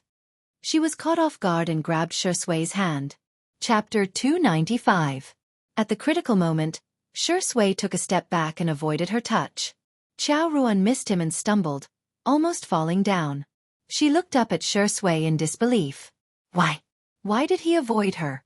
Was she a piece of trash that he wanted to avoid? "I like you. I really like you." Qiao Rua tried her best to express her feelings. "I've liked you since you debuted. I've watched all of your movies and TV shows. I vote for you every day. I even gave up on studying for you. I've spent all my time on you," Qiao Ruan said. However, Shui did not show the slightest hint of being touched. Qiao Ruan suddenly had a thought. He looked gentle, but in fact, he was more distant than anyone else. "It's not a rational choice to give up on yourself for anyone," Shui said in a clear and calm voice. "You have your own life, and I shouldn't be the only one in your life. Miss Qiao, I won't hold it against you for secretly taking photos and following my car. I hope you can return to your normal life. I'll give you my blessings." Qiao Ruan muttered, "Do you mean you don't need my love?" She widened her eyes in horror, completely unwilling to accept this reality. Coincidentally, she noticed Xianxia. In fact, Xianxia kept a distance from them. However, in the eyes of the extreme Qiao Ruan, Xiangxi was deliberately provoking her. When she saw Xiangxi, her emotions became even more unstable. Is it because of her? What's so good about her? Why do you care about her? Why do you care about her? You shouldn't even look at her. She was extremely agitated. I'm the one who likes you the most. I'm the one who has done the most for you. Look at me, okay? Look at me, okay? Even if you like her, you should like me. Qiao Ruan's logic was extreme. I like you and I've done a lot for you. Therefore you should like me back. Otherwise, you'll be letting me down. Si Chuanbai's car arrived. He got out of the car and opened the back door. Shi Sui's attitude was firm. Miss Qiao, please. This was undoubtedly a bolt from the blue for Qiao Ruan. You want to chase me away? Because of that bitch Xiangxi? Shi Sui, who had always been polite, suddenly said in a cold voice, Miss Qiao, please watch your words. At this moment, the emotionless man's emotions were stirred. Qiao Ruan refused to believe it. You scolded me because of her. Without my support, you are nothing. Now that you're famous, you want to dump me and like that be*tch. Shi Sui, you're heartless. You heartless man. Si Chuanbai. He described himself as a wife who had gone through hardships, and Miss Xiangxi as a new lover. His ability to change concepts was truly superb. Miss Qiao, this isn't the first time you've harassed Shi Sui. You've eaten at the same restaurant as him, bought the seat next to him on the plane, and even knocked on his hotel door. You're an adult and should be responsible for your own actions. If you continue to act like this, I can only take measures to call the police. Then report it. Let's see if the police will arrest you or me when they come. I think you're trying to drive me to my death. Qiao Ruan suddenly took out a holder from her bag. There was a phone attached to it and she clicked on the live broadcast. The words, Countdown to Suicide, were displayed at the top of the screen. Chapter 296. A few minutes ago when she saw Tutu landing, Qiao Ruan posted a notice on Weibo. All is well year-round.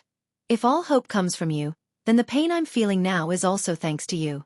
Perhaps leaving is the best relief. I'm tired, really. There was a link to the live stream attached.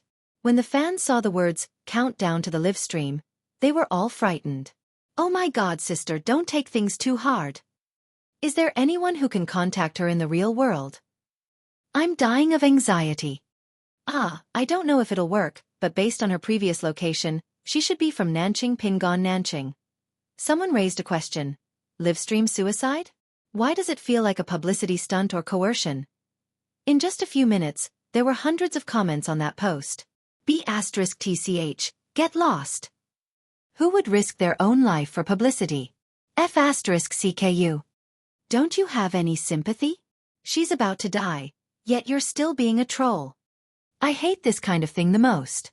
She's crying in front of the screen. When I see your post, I just want to curse. It was no exaggeration to say that this Weibo post had caused a great commotion in the industry. Hence, when the live stream was opened, tens of thousands of people immediately flooded in. When they saw the skinny and haggard Qiao Anhao with reddened eyes, many people couldn't bear to see her like this. I can't imagine what you've been through. Sister, let me hug you.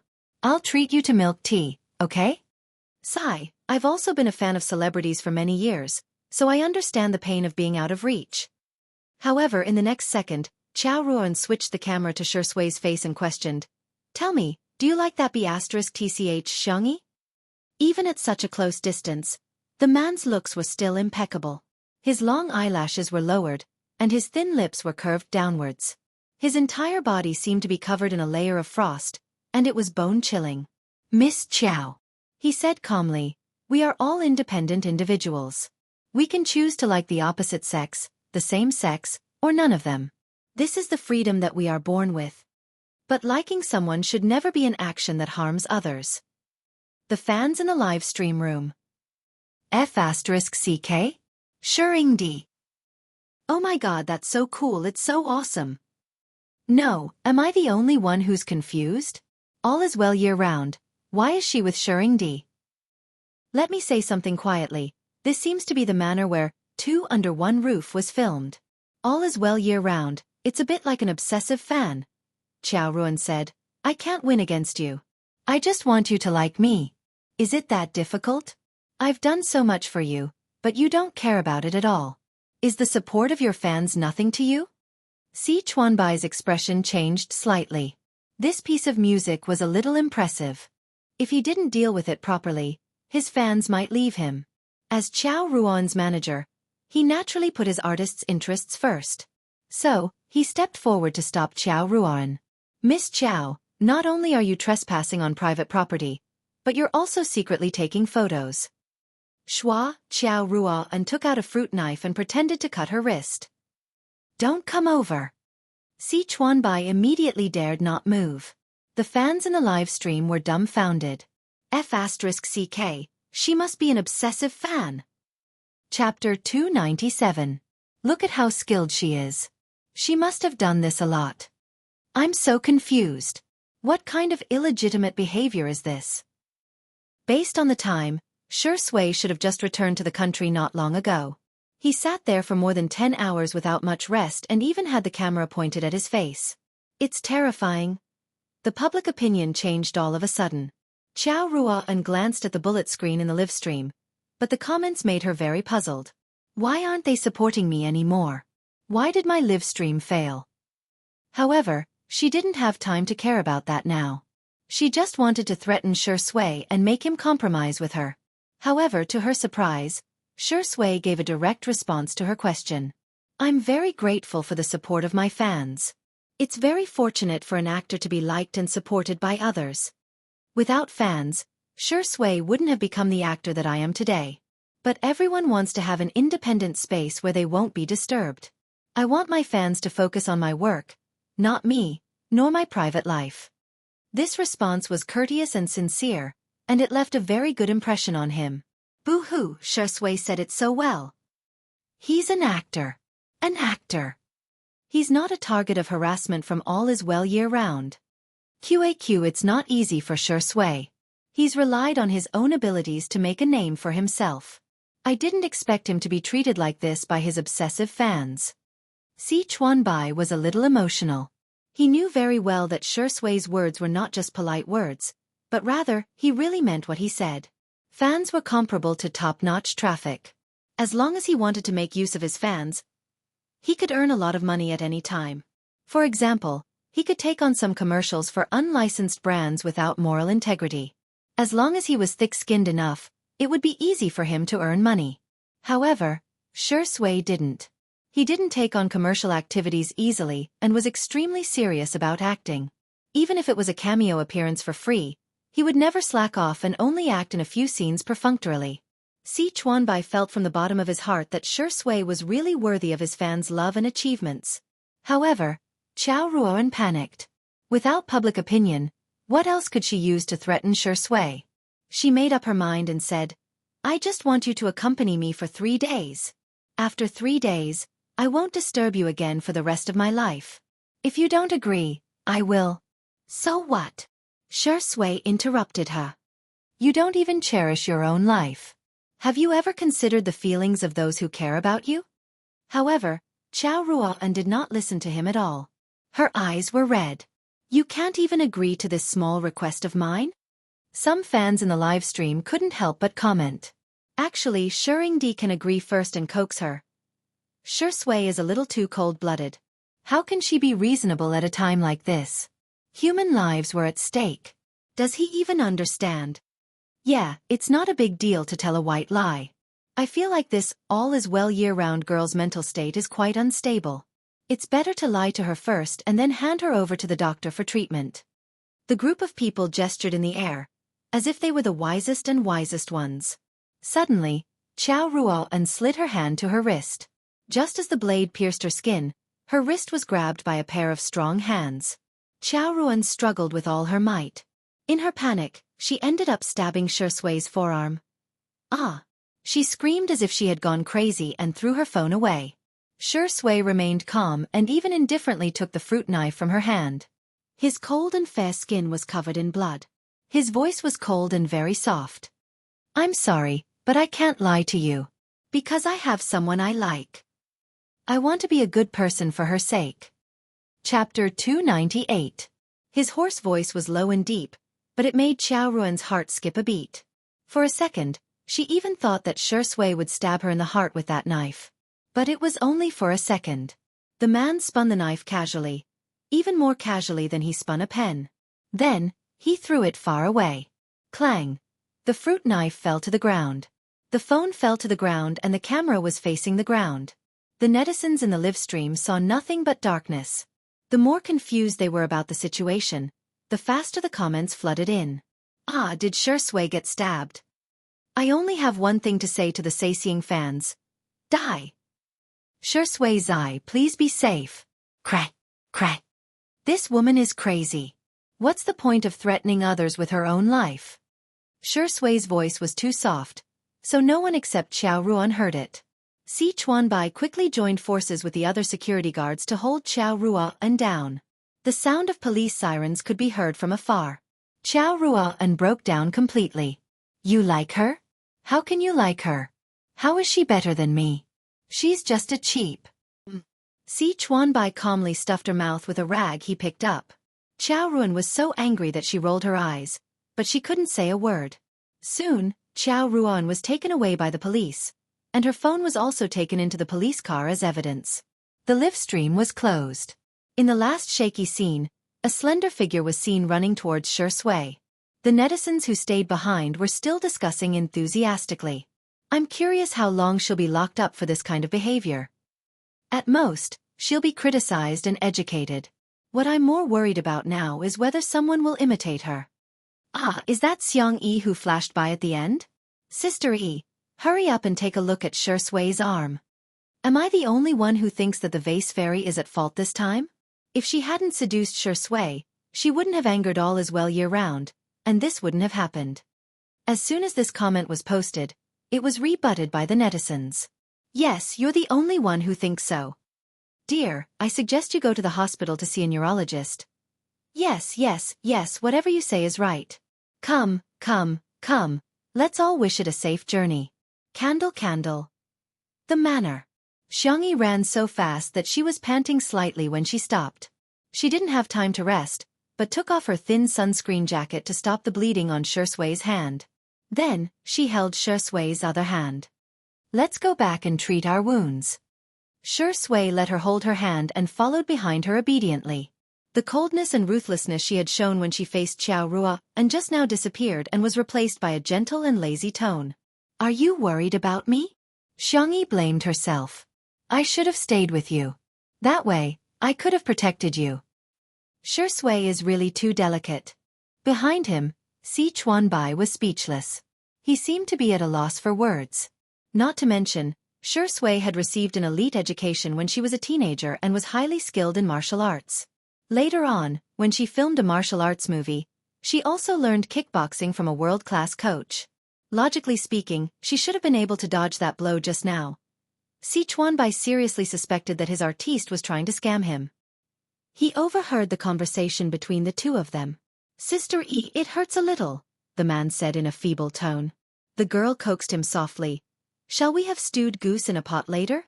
The man chuckled and said, Sure. Chapter 299. In the living room. Xianxia took out the first aid kit and cleaned Shui's wound before carefully disinfecting it. Fortunately, the wound wasn't deep and it was just a flesh wound. It was just that he was bleeding profusely. Xianxia looked up at him and asked, Do you want to take some painkillers first? I think I can endure it for a while longer. It's okay, you don't have to endure it. Si Chuanbai was speechless. Why did I come in? I'm just applying some medicine. What kind of nonsense is that? Xianxia said softly, Actually, I'm a little hard of hearing. If you want to cry, I won't be able to hear anything. Shui blinked and stared at her for a few seconds before looking at Si Chuanbai. It was as if he was asking, Why are you still here? Si Chuanbai was dressed in an elite black suit. He sat upright and still, but deep down he was thinking. He was definitely not going to let her cook him a stewed goose today. Cough. I'm not that hard of hearing either. I've never scored full marks for an English test. The famous manager was forced to admit that he was hard of hearing. Xianxia took out some painkillers and was about to pass them to Shui when he opened his mouth calmly and said, Ah! Like a child asking for candy. The young girl instinctively stuffed the pills into his mouth. Her fingertips brushed against his thin lips. It was cool and moist to the touch. She curled her fingers uncomfortably and lowered her head to continue bandaging his wound. After a while, Xianxia said, "Sister E, it still hurts a lot." Xiangyu was worried. "This painkiller won't take effect that quickly. Why don't I think of another way?" The man's dark eyes gradually darkened. Like a cat, his gaze shifted to her lips, as if he was sleeping. Si Chuanbai was speechless. Why was his artiste more delicate than his little wife? Back then, she could still finish filming with a smile even when she broke a bone. How could she not be able to tolerate this pain? He watched as Xiangyi carefully inserted a few needles into his wound. "Are you feeling better?" "Much better." Xiangyi was relieved. She patted his head and said, "Have a good rest. I'll make you something to eat." Unexpectedly, when she walked towards the small outdoor kitchen, Xianxia followed behind her like a little tail. "Xiangyi?" Xianxia's expression did not change. "I want to do a live stream and explain to my fans so that they don't have to worry."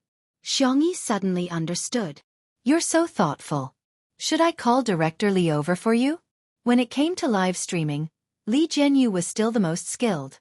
Xianxia raised her hand and hooked the hem of the girl's shirt with her fair and slender fingers.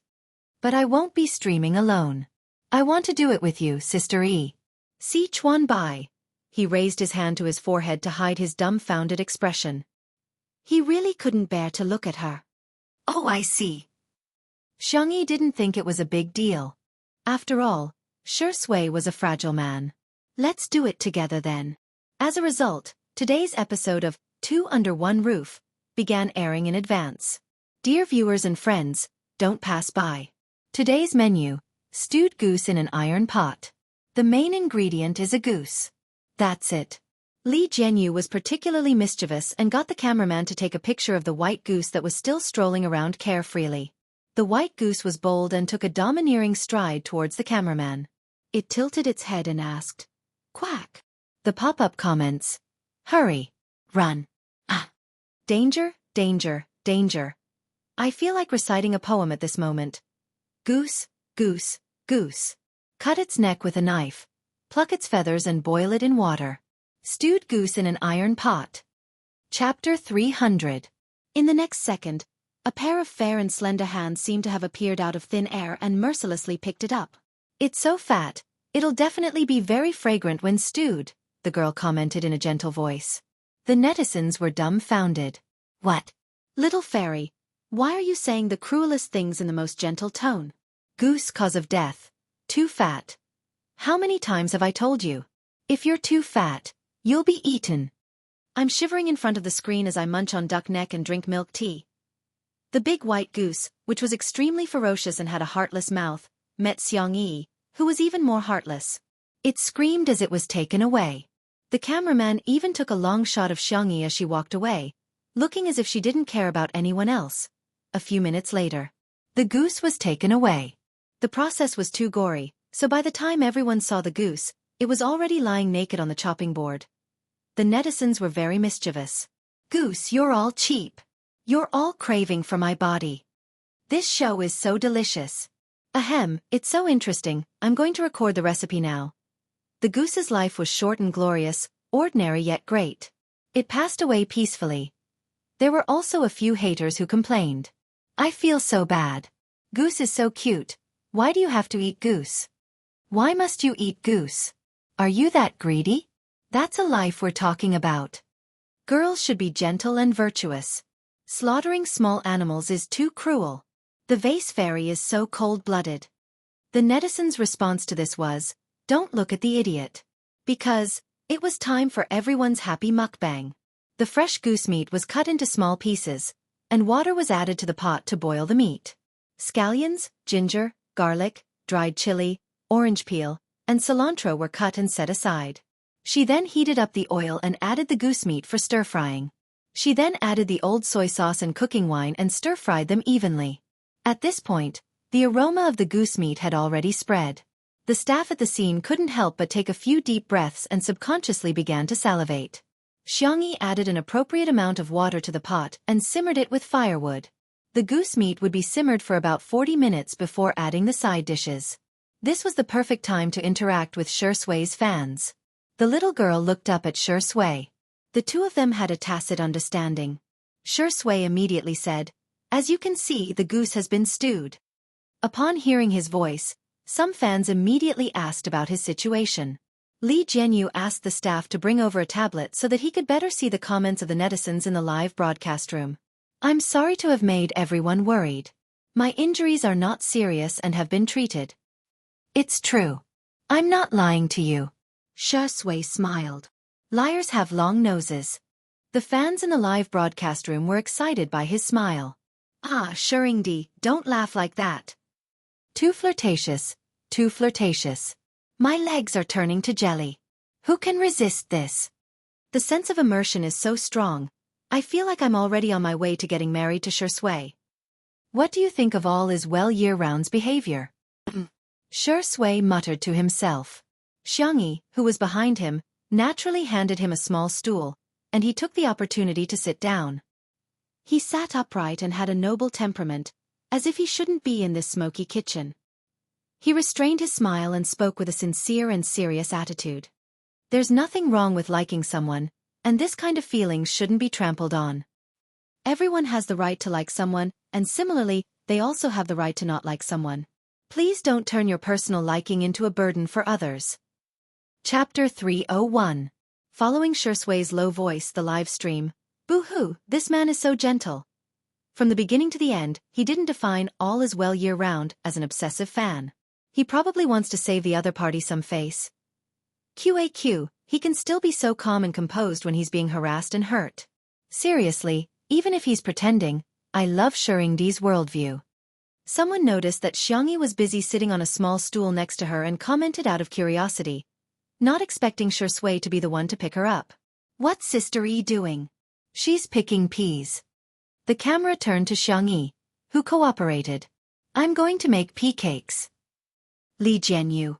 "Oh? You can make this yourself?" Xianxia. "Yes, but it's a bit time-consuming." Normally, she wouldn't make this, but Xianxia liked it. So it was worth it to spend some time. Shui drawled lazily, "Sister E, everyone has a lot of questions for you." However, he refused to say what the questions were. What did they ask? The tablet was in Shui's hands and the comments flew by. In order to get a better look, Xianxia unknowingly drew closer to him.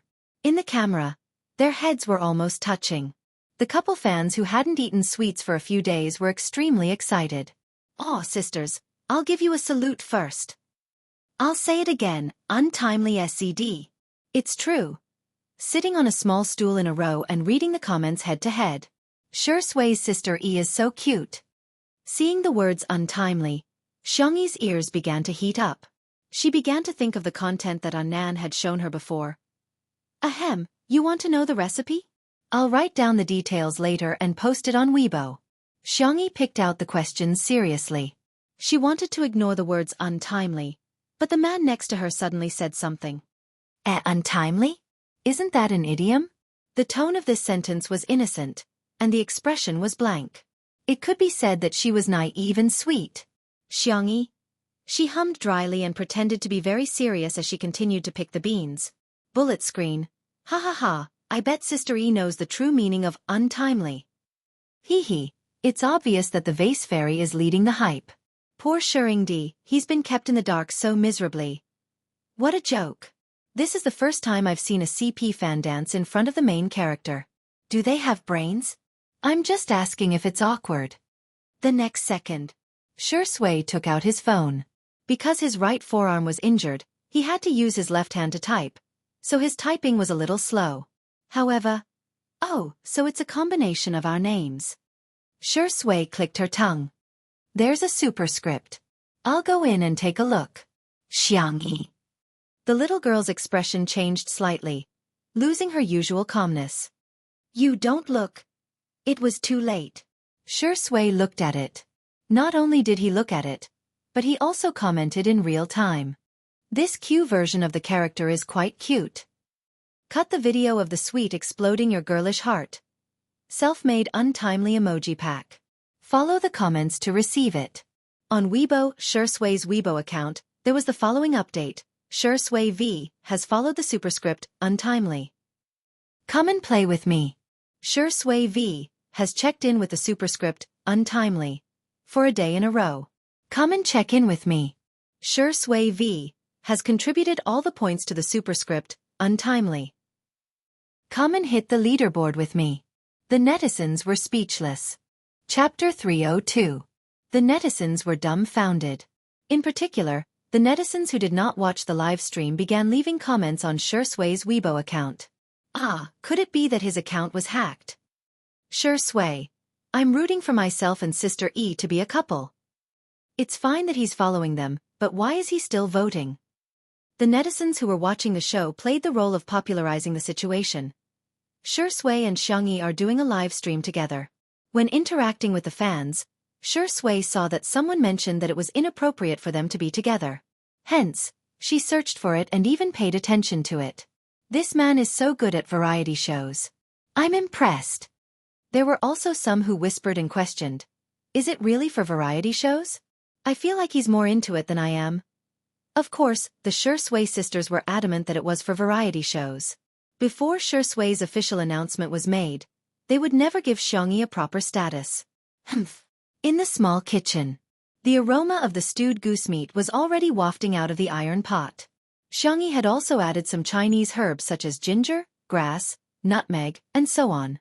The faint aroma of the herbs blended perfectly with the aroma of the meat, making it seem like a living immortal. However, Xianxia's mind was not on the dishes at all. She couldn't help but ask, I heard that it's a CP.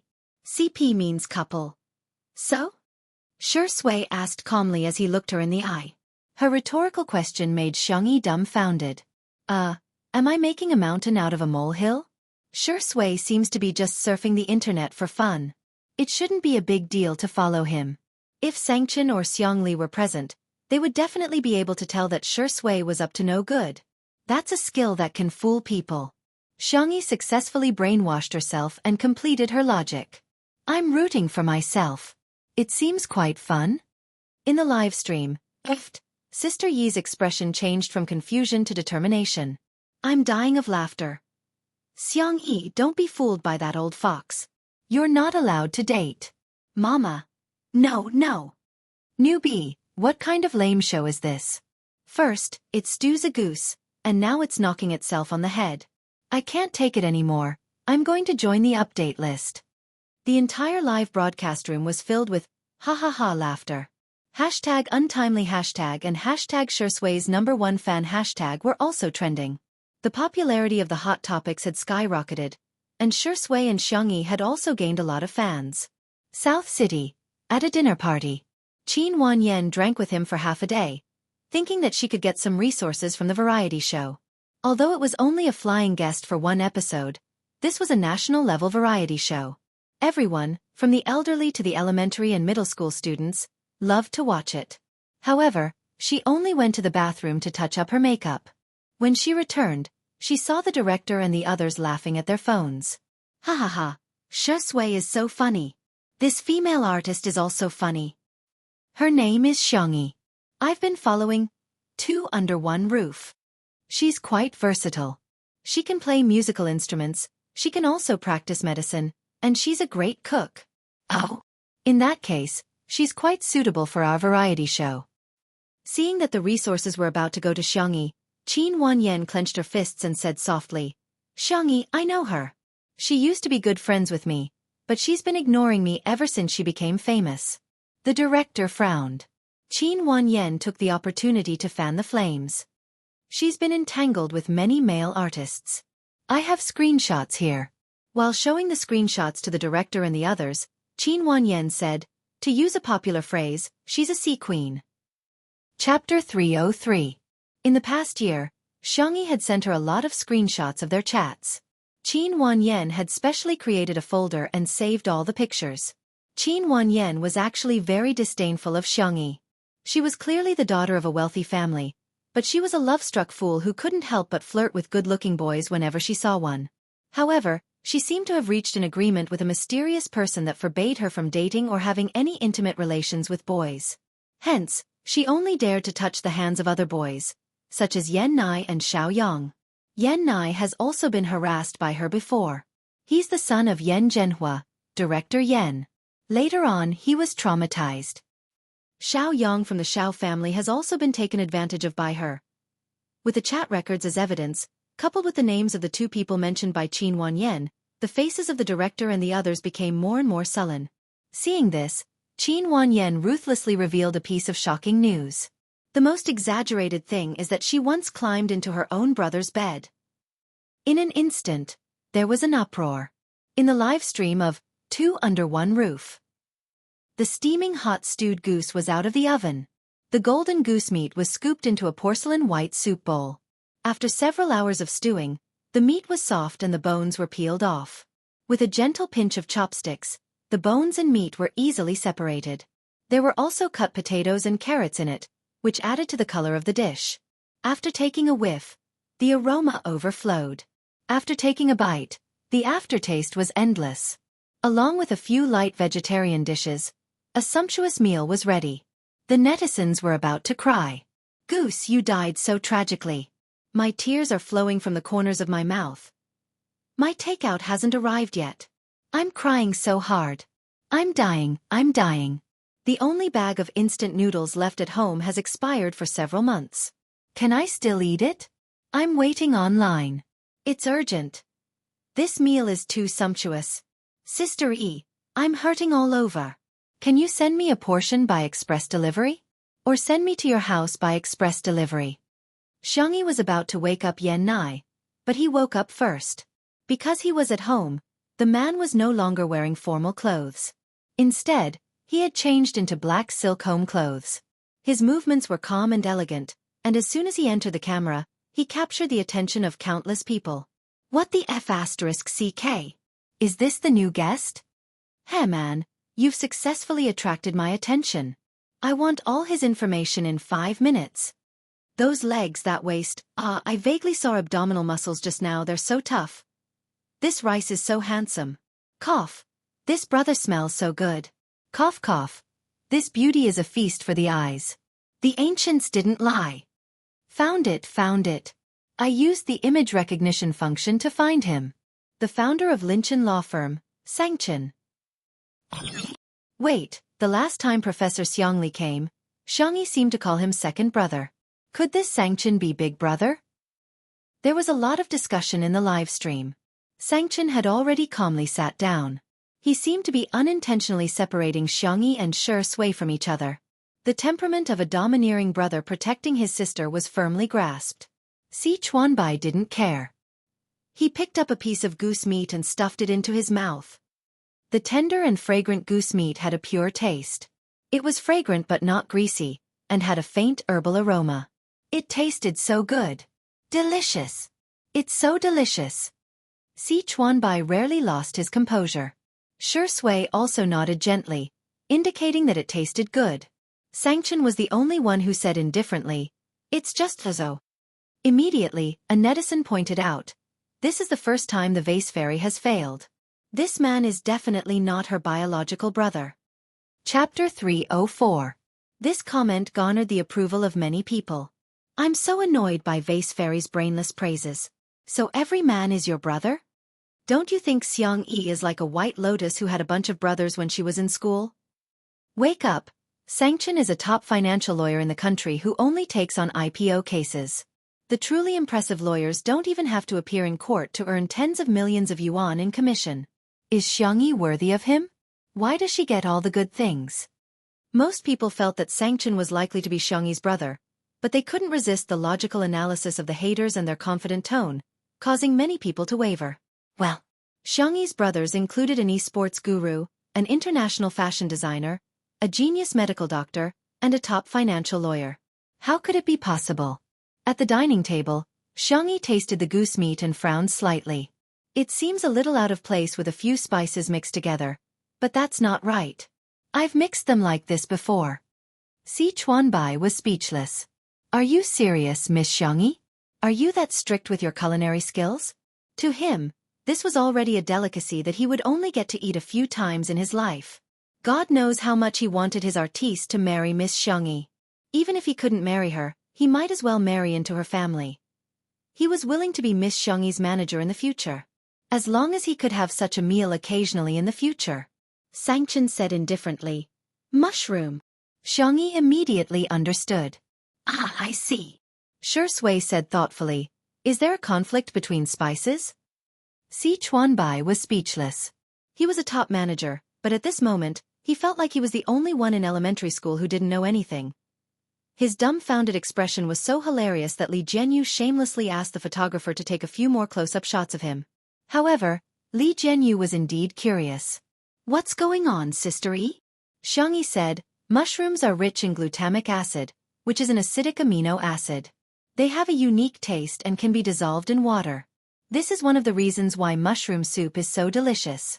However, it conflicts with the seasoning, so the soup tastes a little strange. She tasted it carefully, then picked out a piece of Chinese medicine seasoning and made a judgment. It should be this. Li Jianyu. Let me have a taste. I won't believe you if you don't have proof. Bullet screen. I suggest everyone type the words shameless old thief on the public chat. Xiangyi served him a bowl of stewed goose. Li Jianyu tasted it and his eyes widened. Such delicious food. I can swallow it whole. What was strange about it? He finished the meat and potatoes in 2 or 3 bites and drank the soup in a huff. He shamelessly said, It's too little. I can't taste anything. Give me another bowl. The bullet screen was instantly flooded with. I've never seen such a shameless director. Is it that magical? Lawyer Xiang's taste is too picky. Xiangyi's taste buds are so strong. She can actually guess which seasoning it is with just one taste. Who knows if it's true or not? Maybe she's just making things up. Who knows if she's bragging? Toxic. If it's not delicious, why would director Li, Shui, and Si Chuanbai enjoy it so much? I think in some people's eyes, Sister Yi's existence is the original sin. Everything she does is wrong. Vase Fairies fans, stop trying to scare her. There's a new melon that you've cooked on Weibo. Open it and you'll be surprised, hee hee. Chapter 305. She clicked on Weibo to see that hashtag Qin Wanyan had been deleted in seconds. It was at the 4th position on the hot search list and its popularity was still rising. The reason was that Qin Wanyan had posted a 9-grid screenshot and deleted it very quickly. She then posted on Weibo to claim that her account had been hacked. However, in this era where the internet had memories, it was too easy to find traces of the screenshot. Some netizens reposted the screenshots that Qin Wanyan had posted. All of them were chat records, and they were screenshots from the chat records. Although the pictures were blurry, the netizens couldn't resist the enthusiasm of the netizens and soon, the content was deciphered. The first picture was of Xiangyi, complaining to Qin Wanyan. Yan Nai's little brother is quite cute, but he's so shy. I just touched his hand and his ears and neck are all red. The next picture was of the conversation between Xiangyi and Yan Nai. Frowny face Xiangyi. Is Yan Nai asleep? Are you free tomorrow night? Let's have dinner together, okay? Yan Nai. Yan Nai. Sister Xiangyi, don't do this in the future. I really find it disgusting. The second picture was of Xiangyi showing off. After flirting with him for so long, I finally got Xiaoyang. He thinks he's my one and only. What a joke. I'm actually just rearing a fish. It's silly for a woman to pin all her happiness on one man. I'll be happier if I find a few more. The next picture was of the conversation between Xiangyi and Xiaoyang. Frowny face Xiangyi. Hubby shy. Xiaoyang. Wifey, send me a kiss. Xiangyi. I miss you so much. I'm working so hard on the variety show and you didn't even come to visit me. Xiaoyang. Baby, it's been hard on you. I'll go tomorrow. I'll also arrange for a food truck and a milk tea cart for you. You have to give Baby E the best support in the world. In addition, there were also chat records with other artistes, music producers, and rich heirs. If that was all, everyone would at most think that she was just a female version of Poseidon. Although she flirted a lot, she didn't have the guts to be lustful. She was all talk and no action. But the last picture caused everyone's worldview to explode. In the record, Qin Wanyan was the one who started the conversation. Are you on bad terms with your family? Xiangyi replied. Last time, I accidentally climbed into my big brother's bed. He was so angry that he almost scared me to death. Sob. I didn't do it on purpose. I feel wronged. The picture in the picture was a conversation between her and her brother. Xianxia. Big brother, don't ignore me. I know I was wrong. Xianxia. Big brother, can you give me some pocket money? I've been so broke lately. Xianxia. Gidge, pay attention to me. Xianxia. Busy, Xianxia. Can I fly abroad to play with you? I promise that what happened last time won't happen again. Xianxia. Behave, or else you know the consequences. Weibo exploded. The server was on the verge of collapse. The netizens vented their anger on Xiangxia's Weibo. Initially, she had posted detailed recipes for 2 dishes. Although there weren't many comments below, they were heartwarming. However, there was now a bloodbath. Her persona has collapsed. She's taking advantage of Anai's younger brother? Be more serious. Do you think our god is a spare tire? You're rearing fish? Screw you. You're an orphan. I'm so disgusted. She climbed into Lawyer Xiang's bed and still has the cheek to act coquettishly with him? To highlight, he's her biological brother. Ugh, my dinner from last night is about to pop out. Chapter 306. There was an uproar on Weibo, Melon forums, WeChat moments. Tomato Entertainment's public relations department acted as if they didn't exist. They were lying flat and accepting the ridicule, as if they had nothing to do with it. Instead, it became a signal that these revelations must be true.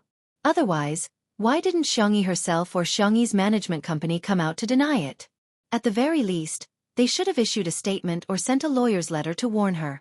If they didn't deny it, it would be equivalent to admitting it. If they couldn't prove their innocence, they would have to suffer. In the apartment, Qin Wanyan looked at the silly netizens celebrating and smirked smugly. On WeChat, her manager sent her a message. Wanyan, the contract for that variety show has been sent over. If you don't have any questions, I'll confirm it. Qin Wanyan replied with an okay, threw her phone aside, and slowly poured herself a glass of wine. I really don't understand that stupid woman, Xianxia. She clearly has so many good cards, but she didn't use them in the past year. Now, she's messed up her good cards and lost everything. She's even bringing up her brothers again. If I had known this would happen, I wouldn't have done it in the first place. If the appearance of her 3 brothers had helped her increase her popularity, then now, Qin Wanyan was like a bomb. Now, Big Brother's appearance was like a bomb. She only pulled the fuse a little and it exploded with a bang. No matter what, Xianxia couldn't afford to be accused of seducing her brothers. Imagining Xianxia being nailed to the pillar of shame for the rest of her life, Qin Wanyan drank her red wine happily. In the manner. After Li Jianyu saw the news that the staff handed to him, he immediately ordered the live stream to end. The live stream came to an abrupt end, followed by a statement on the official Weibo account of 2 under 1 roof, saying that there was a problem with the equipment and that the restoration time was to be determined. The netizens expressed that they didn't buy it. Please clean up Xiangxia's misdeeds. Smile, smile, smile. Haha, I thought this show was meant to help Shui stabilize his popularity, but now it seems that it's just to promote XY. Vase Fairy is definitely the royal of variety shows. She's been supporting her openly and secretly. Even when something happened, she didn't give up. No matter how much the fans protest, she's still focused. This popular variety show will sooner or later be ruined by her. Fortunately, the live stream ended before the situation escalated further. Xianxia was dumbfounded when she saw the screenshot. She would never have thought that the terrible thing that her uncle was talking about was that the person who had taken over her body had climbed into her big brother's bed. The girl's face was pale. She pushed away the bowl and chopsticks and staggered back to her room. He did not even dare to turn around to look at Xianxia. She was afraid to see the look of disgust in her elder brother's eyes. She was even more afraid that her brother would never forgive her in this lifetime. Xianxia frowned. He stood up and wanted to chase after her, but was stopped by Shui.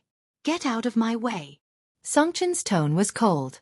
Shui said helplessly, is there no one in your Xiang family who knows how to coax girls? Xianxia snorted. Do I need you to teach me that? Shui, Teske, let me guess, how are you going to coax her? Give her a candy? Xianxia had one hand in the pocket of his home clothes, and his fingertips were gently twirling a candy when he suddenly paused. Milk candy?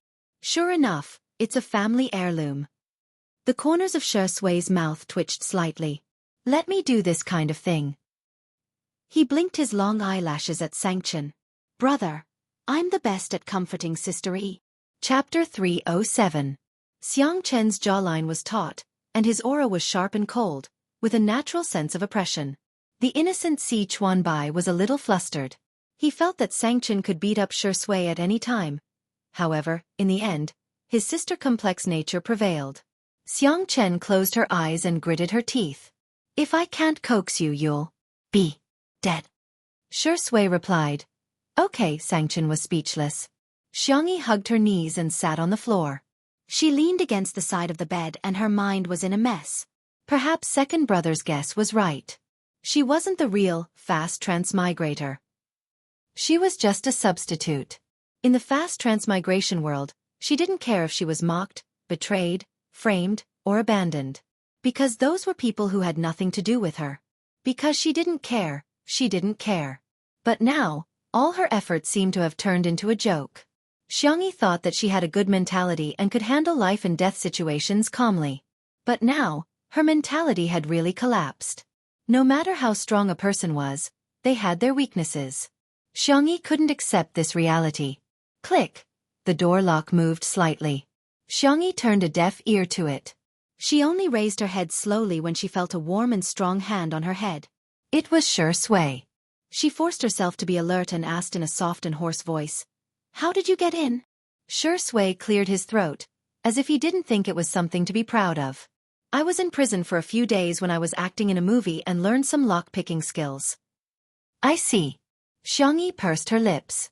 She wanted to reply with a smile, but she felt that she couldn't even smile. Shui's eyes flickered. He bent down and sat beside her. One of his long legs was on the ground while the other was slightly bent. As he moved, his ankle bones were exposed and the soft cotton fabric rubbed against his fair skin. You don't have to smile if you don't want to. Do you want a shoulder or a tissue? I recommend the shoulder option because I'm wearing sweat-absorbent clothes today. It should be good for absorbing tears. Do you want to try it, Sister E? Xiangyi hesitated for a few seconds before she slowly, gently, and carefully leaned on his shoulder. Although she always said that Shui was a little kid, in her heart, Shui was still the reliable and gentle brother next door whom she had found reliable since they were young. Shui remained silent and accompanied her silently. The room was extremely quiet. After an unknown period of time, Xiangyi said in a low voice, I suddenly miss Mom and Dad. Shui pursed his thin lips.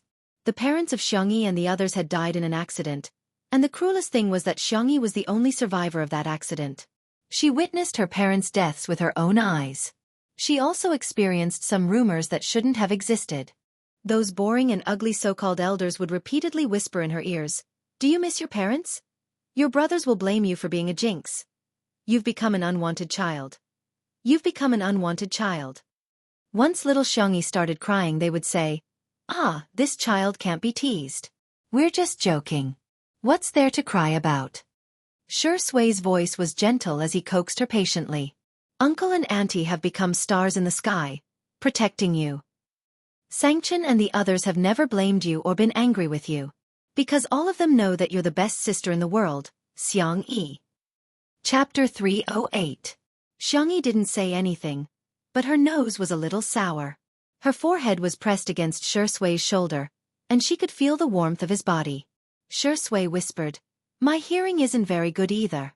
Others might not understand, but Xiangyi immediately understood. He repeated what she had said before. The girl's nasal voice was thick.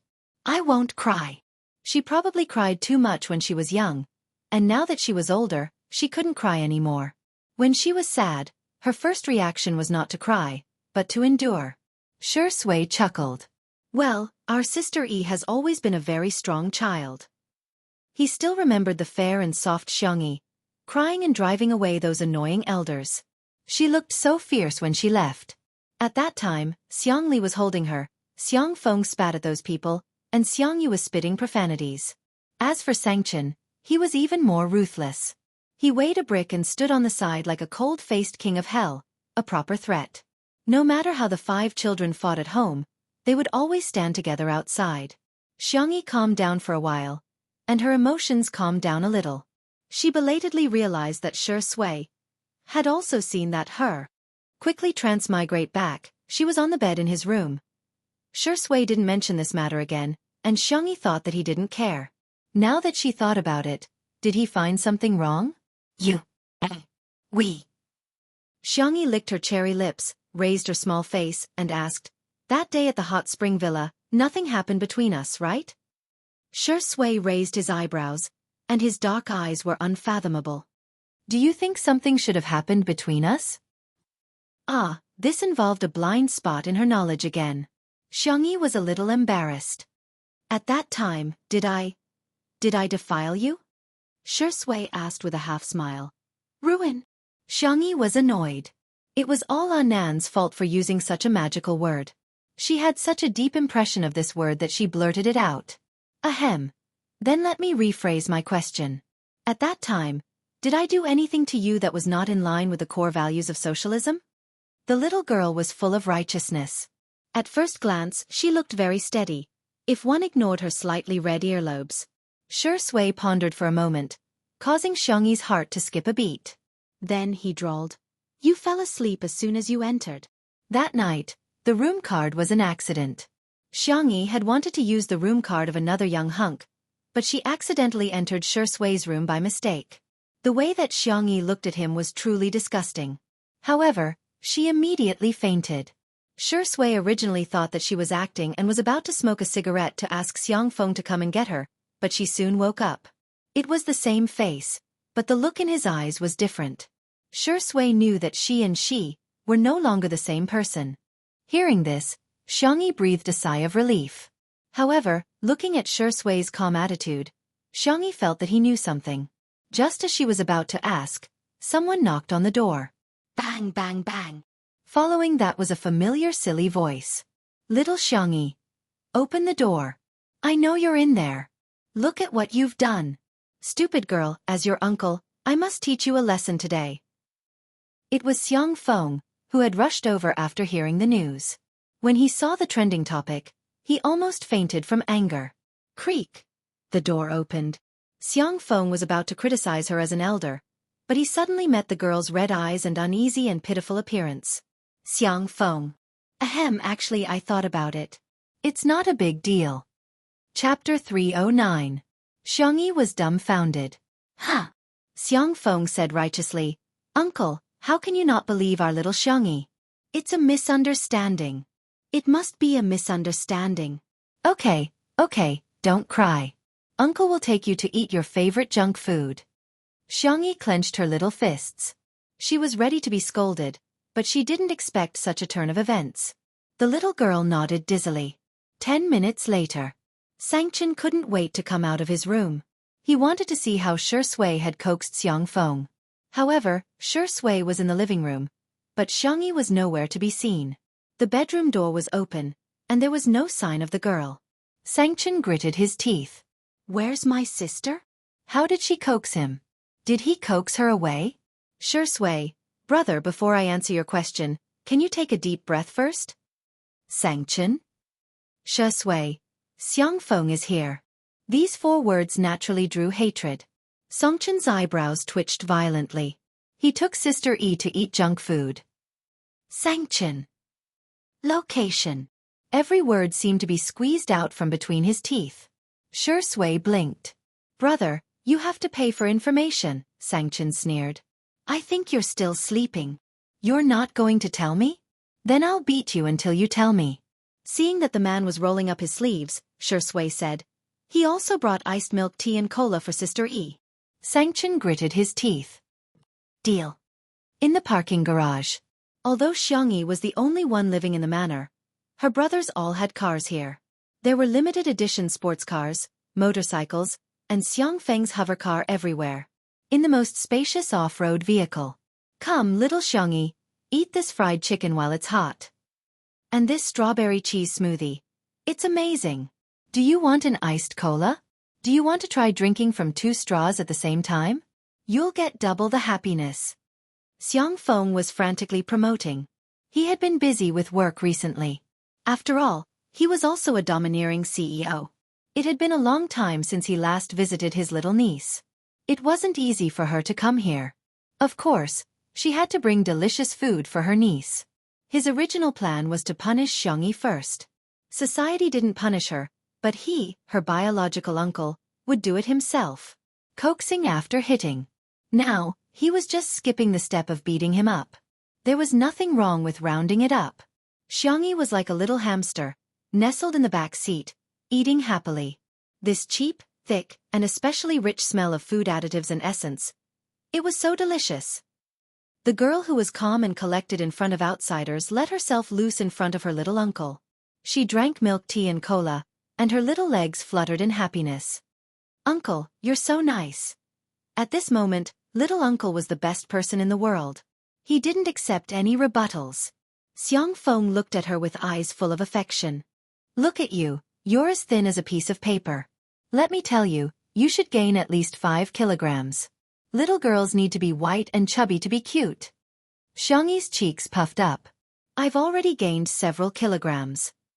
Xiangfeng picked through the food bag. "This bag is the devil's spicy strips. The last time I ate spicy food, I cried. Should I open one for you?" Mem. The little girl nodded like she was pounding garlic. The next second, the car window was knocked on. Xiangxia held her breath, thinking that there was an anti-peeping film on the car window. He couldn't see her. Xiangfeng was also nervous and accidentally blurted out, "There's no one in the car, there's really no one." Xiangxia, who was completely unprepared. Chapter 3:10. Xiangfeng made up for it. "It's just me. Really?" Xiangxia. She looked at her little uncle, her eyes full of pain. Her big brother's cold, demonic voice came from outside the car window.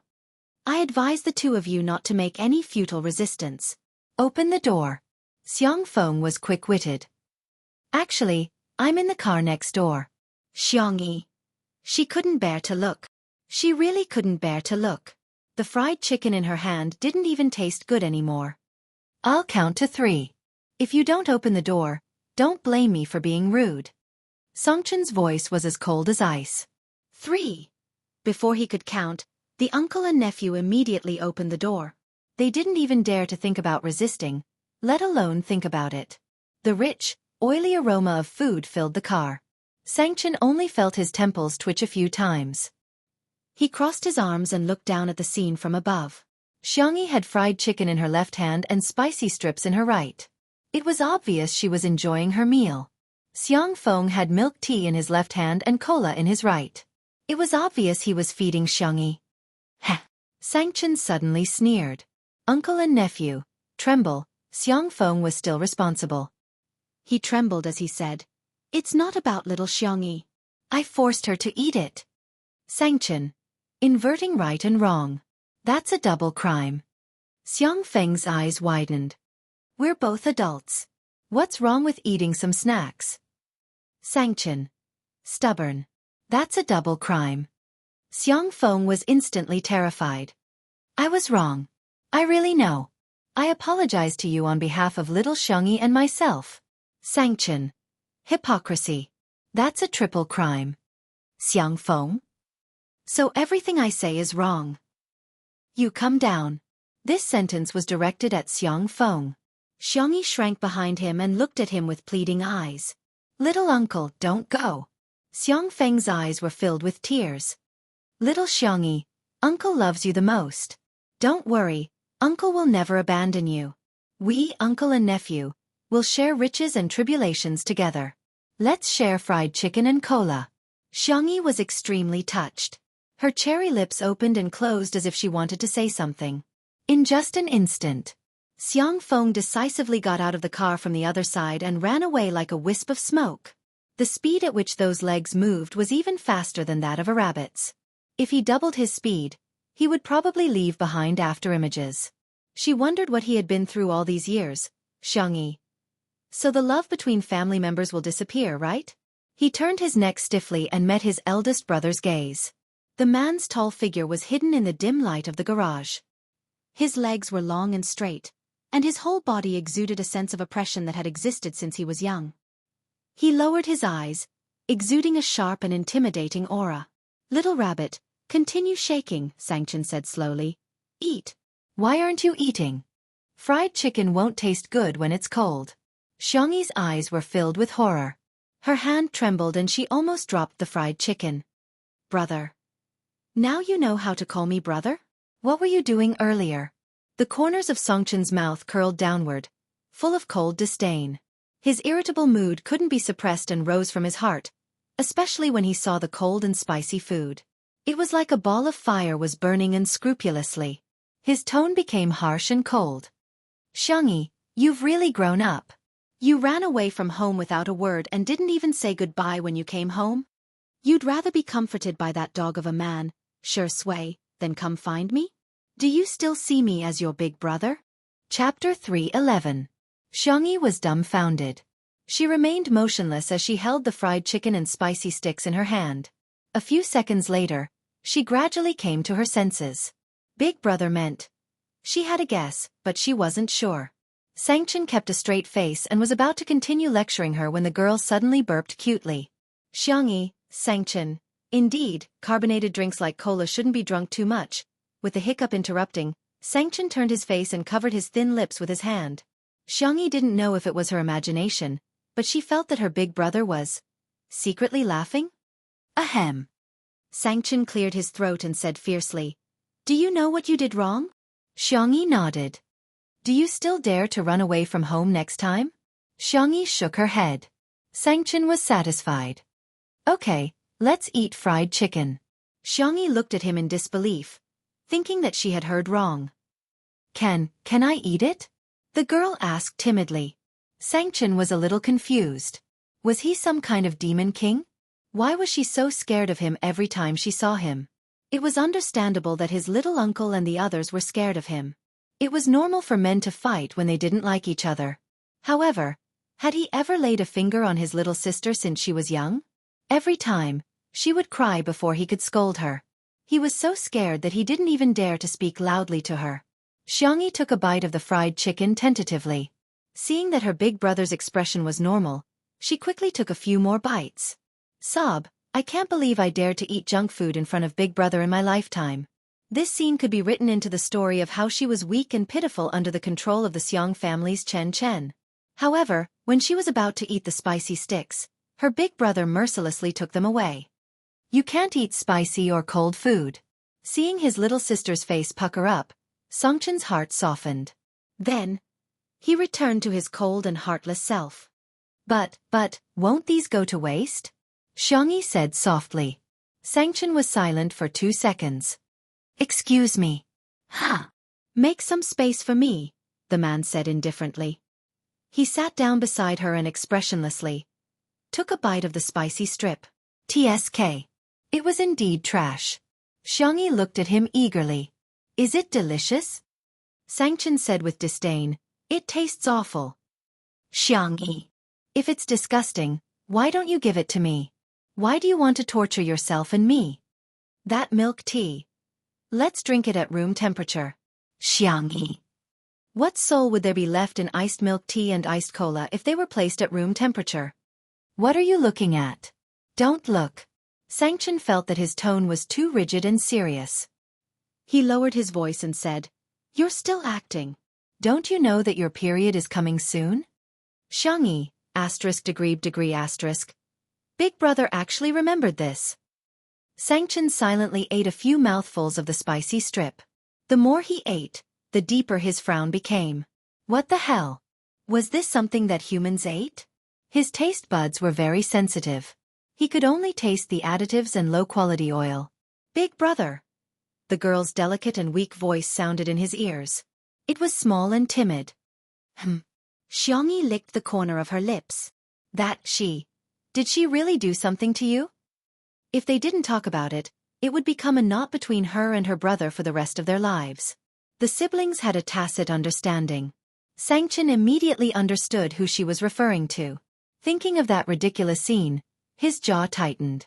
His long and narrow eyes outlined an earth-shattering coldness. Do you think I'm stupid? Do you think I can't tell who is my sister? Who is the imposter? Chapter 3:12. That night, Xianxia saw Xiangxi at the hospital. When he found out that his sister had been in a car accident, he pushed aside all his work and rushed to the hospital immediately. After watching over his sister for a few hours, he was a little sleepy and slept on the guest bed next to her. Later, the impostor woke up and looked at him on the edge of the bed. Xianxia opened his eyes and found that she was looking at him strangely. Xianxia didn't think much of it at first and asked in a low voice, "Are you hungry? Do you want some porridge?" The girl blinked and said in a sweet voice, "Brother, you're so nice." Xianxia immediately sensed that something was wrong. "Brother, I want you to sleep with me for a while."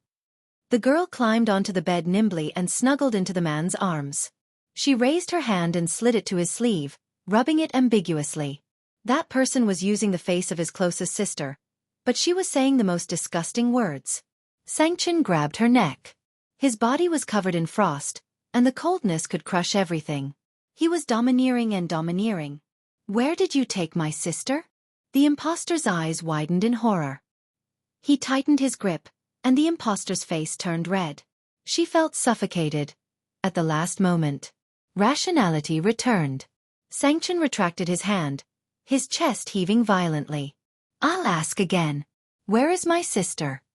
The impostor realized that he wouldn't really do anything to her, so she pretended to be deaf and mute and refused to answer.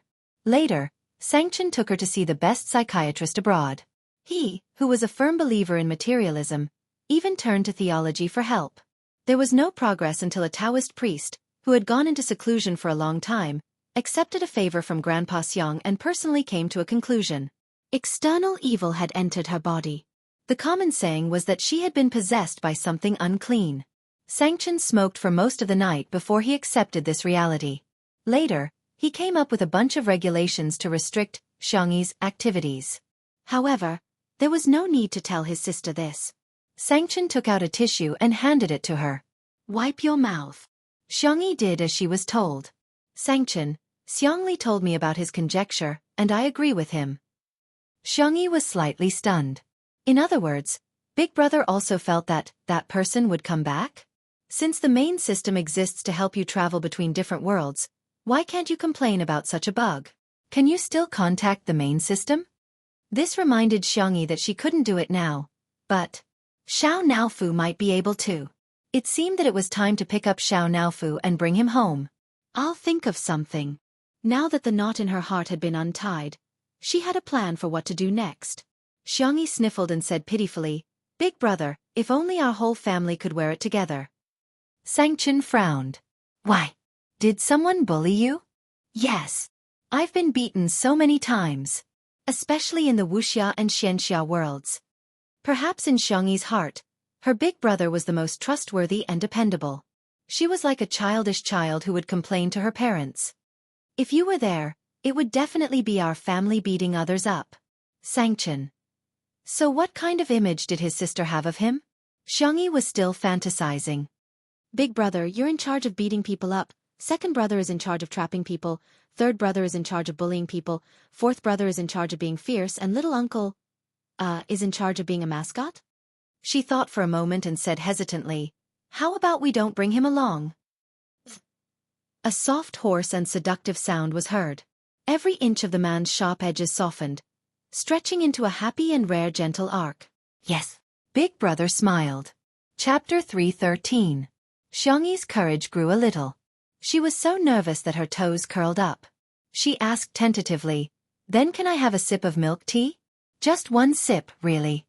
Xianxia raised his eyebrows. He pulled out a wet towel and patiently wiped his slender fingers clean. Just as Xiangyi was feeling disheartened, she heard two words that were like the sound of nature. "Drink it." "Xiangyi!" Exclamation point. She happily picked up the milk tea and took a big sip with her cheeks puffed up. Xianxia watched as she drank a third of the milk tea. She really took a sip. Xianxia. Sensing her brother's gaze, Xiangyi put down the milk tea reservedly and gulped it down.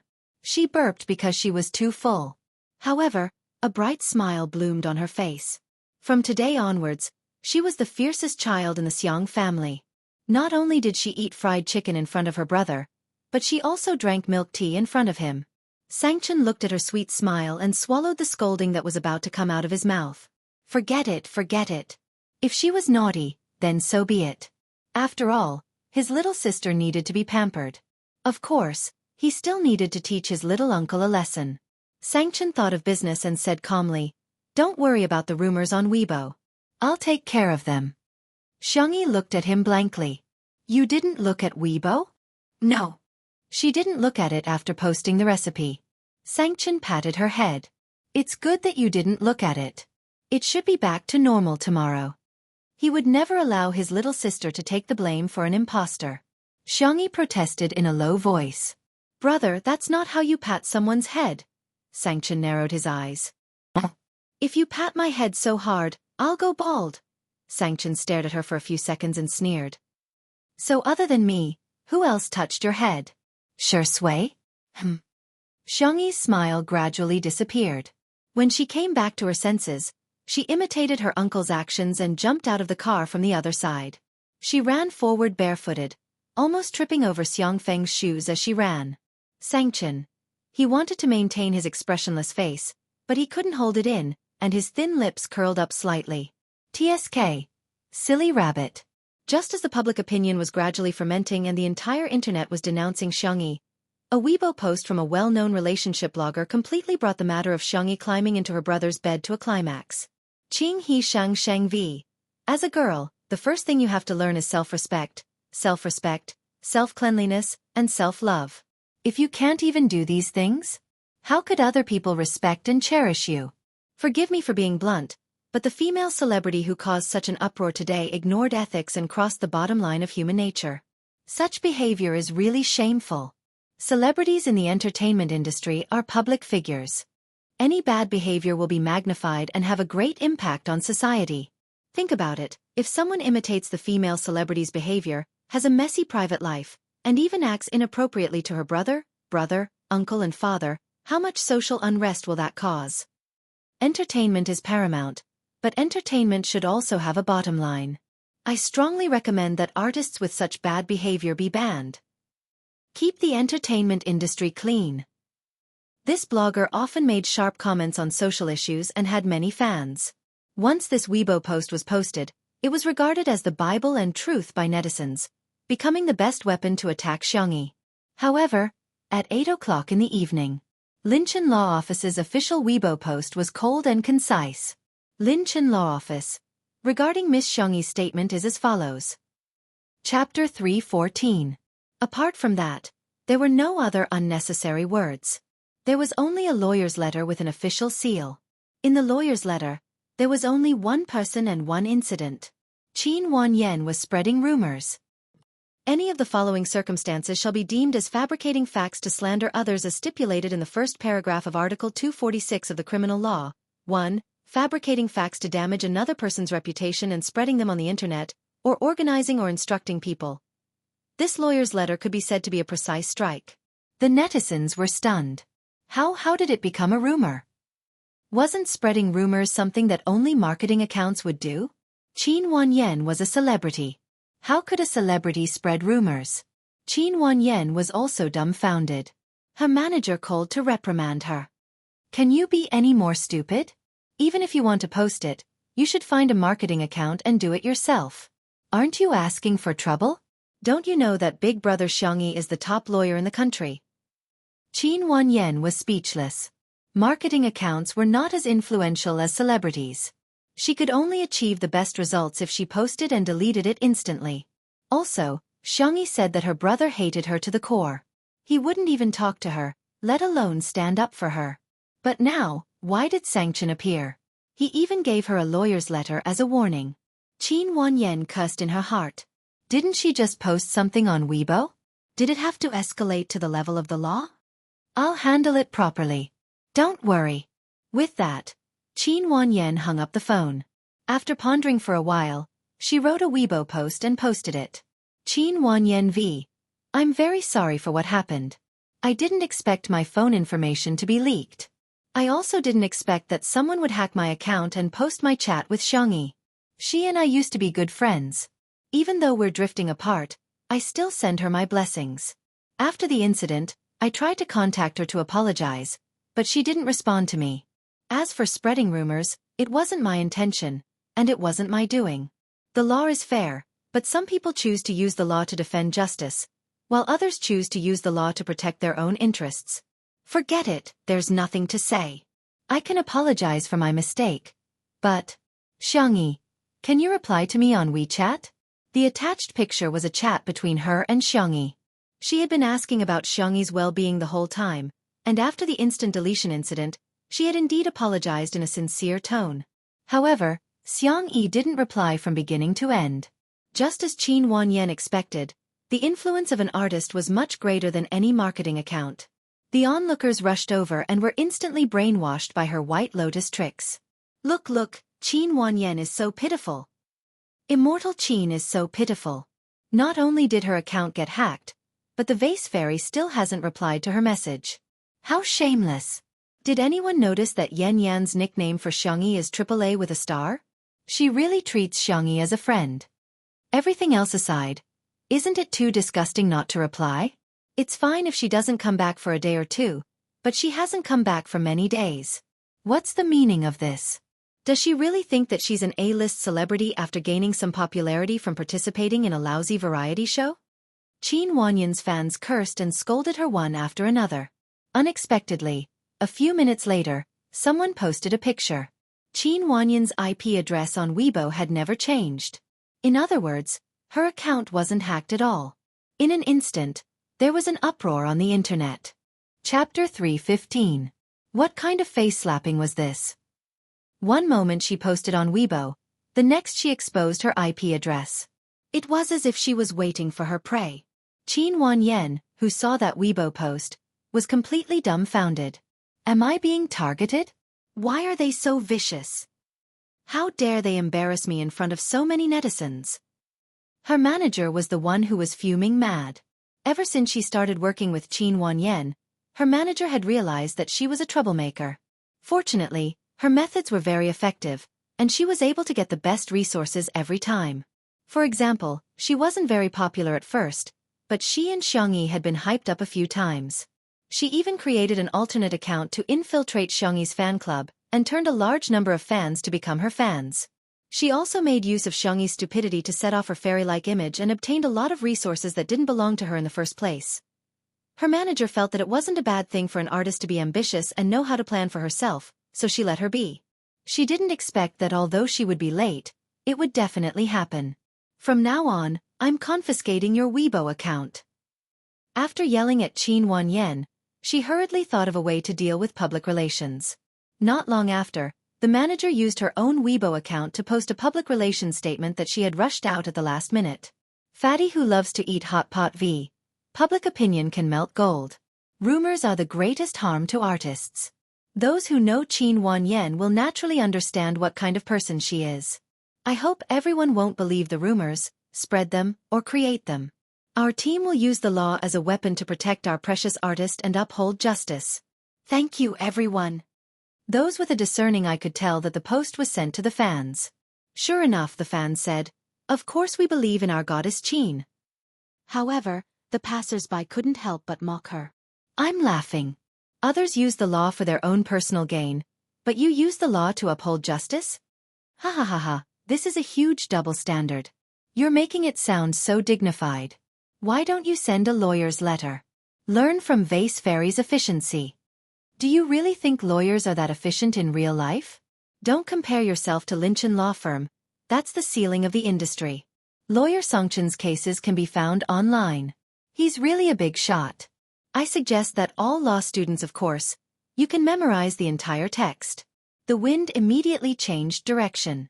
Some people began to doubt the authenticity of Qin Wanyan's screenshots, but even more people had preconceived notions. Hee, it's just a dogfight. Qin Wanyan is a white lotus, and the vase fairy isn't anything good either. Come on, flirting with men and climbing into their beds were all exposed by the Xiang actress herself. It's not like someone put a knife to her neck and said it. Stop washing. There was no way to wash it clean. Don't think that you can distort the truth just because you're powerful. The internet has memories.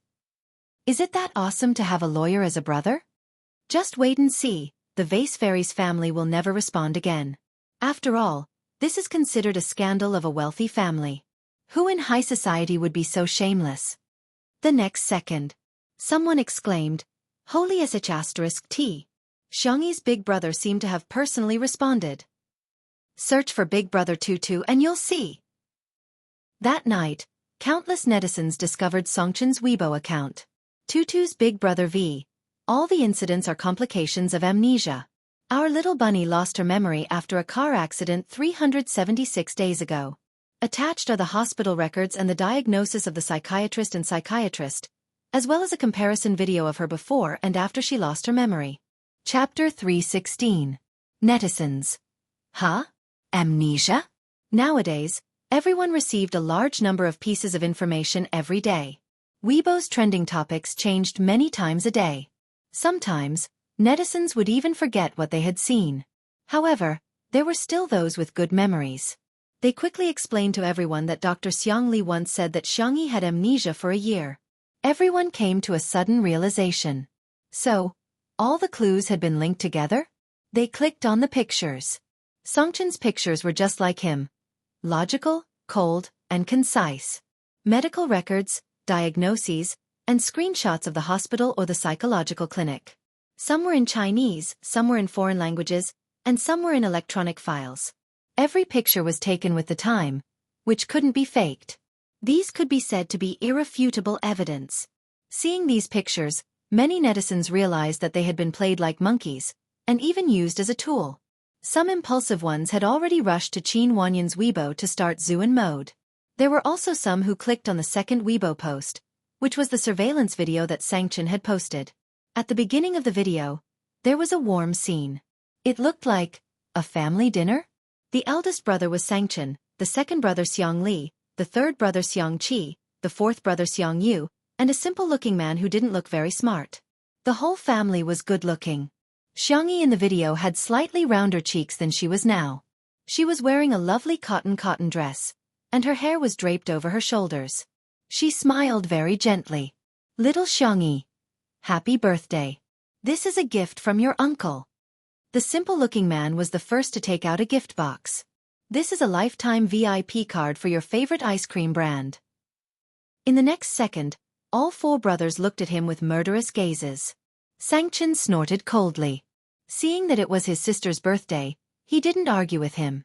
The second to present a gift was Xiangyu. Sister, this is a game console I'm giving you. It's a limited edition. We can play games together in the future. Then came Xiangqi, who said in a disdainful tone, your dress is too old-fashioned. Here, wear the new dress I made for you. I've embroidered many little flowers for you. Then, it was Xiangli's turn. The man pushed his glasses and said gently, recently, I wrote a new artificial intelligence program. It's quite useful for checking recipes and matching nutritional information. I installed it in this stereo. The last one was Xianxia. The man's face was cold and his eyes were sharp. He threw a folded piece of white paper over in a domineering manner. Write whatever you want. The others. How could this be? Xiangchen, you're cheating. However, when faced with Songchen's frosty gaze, no one dared to say anything. All right, it's time to blow out the candles. Little Xiangyi, quickly make a wish. Xiangyi blinked and clasped her hands together. I hope that our family can still be together next year. The video went black as it switched to the second half of the video. It was the conversation between Xiangyi and her brothers after she lost her memories. You're my brother? You're my brother too? Then shouldn't you guys give me some pocket money? I just saw a bracelet studded with diamonds. It's so shiny and beautiful. It was clearly the same face, but from her demeanor to her tone, even her body movements were different. The comment section immediately turned into a huddle. F***CK, I'm shivering. It feels like a supernatural event. Don't talk about acting. If the Vase Fairy had such acting skills, she would have won the Best Actress award long ago. Oh my god, I thought of a possibility. Maybe it's not amnesia. She's just been possessed by a weasel.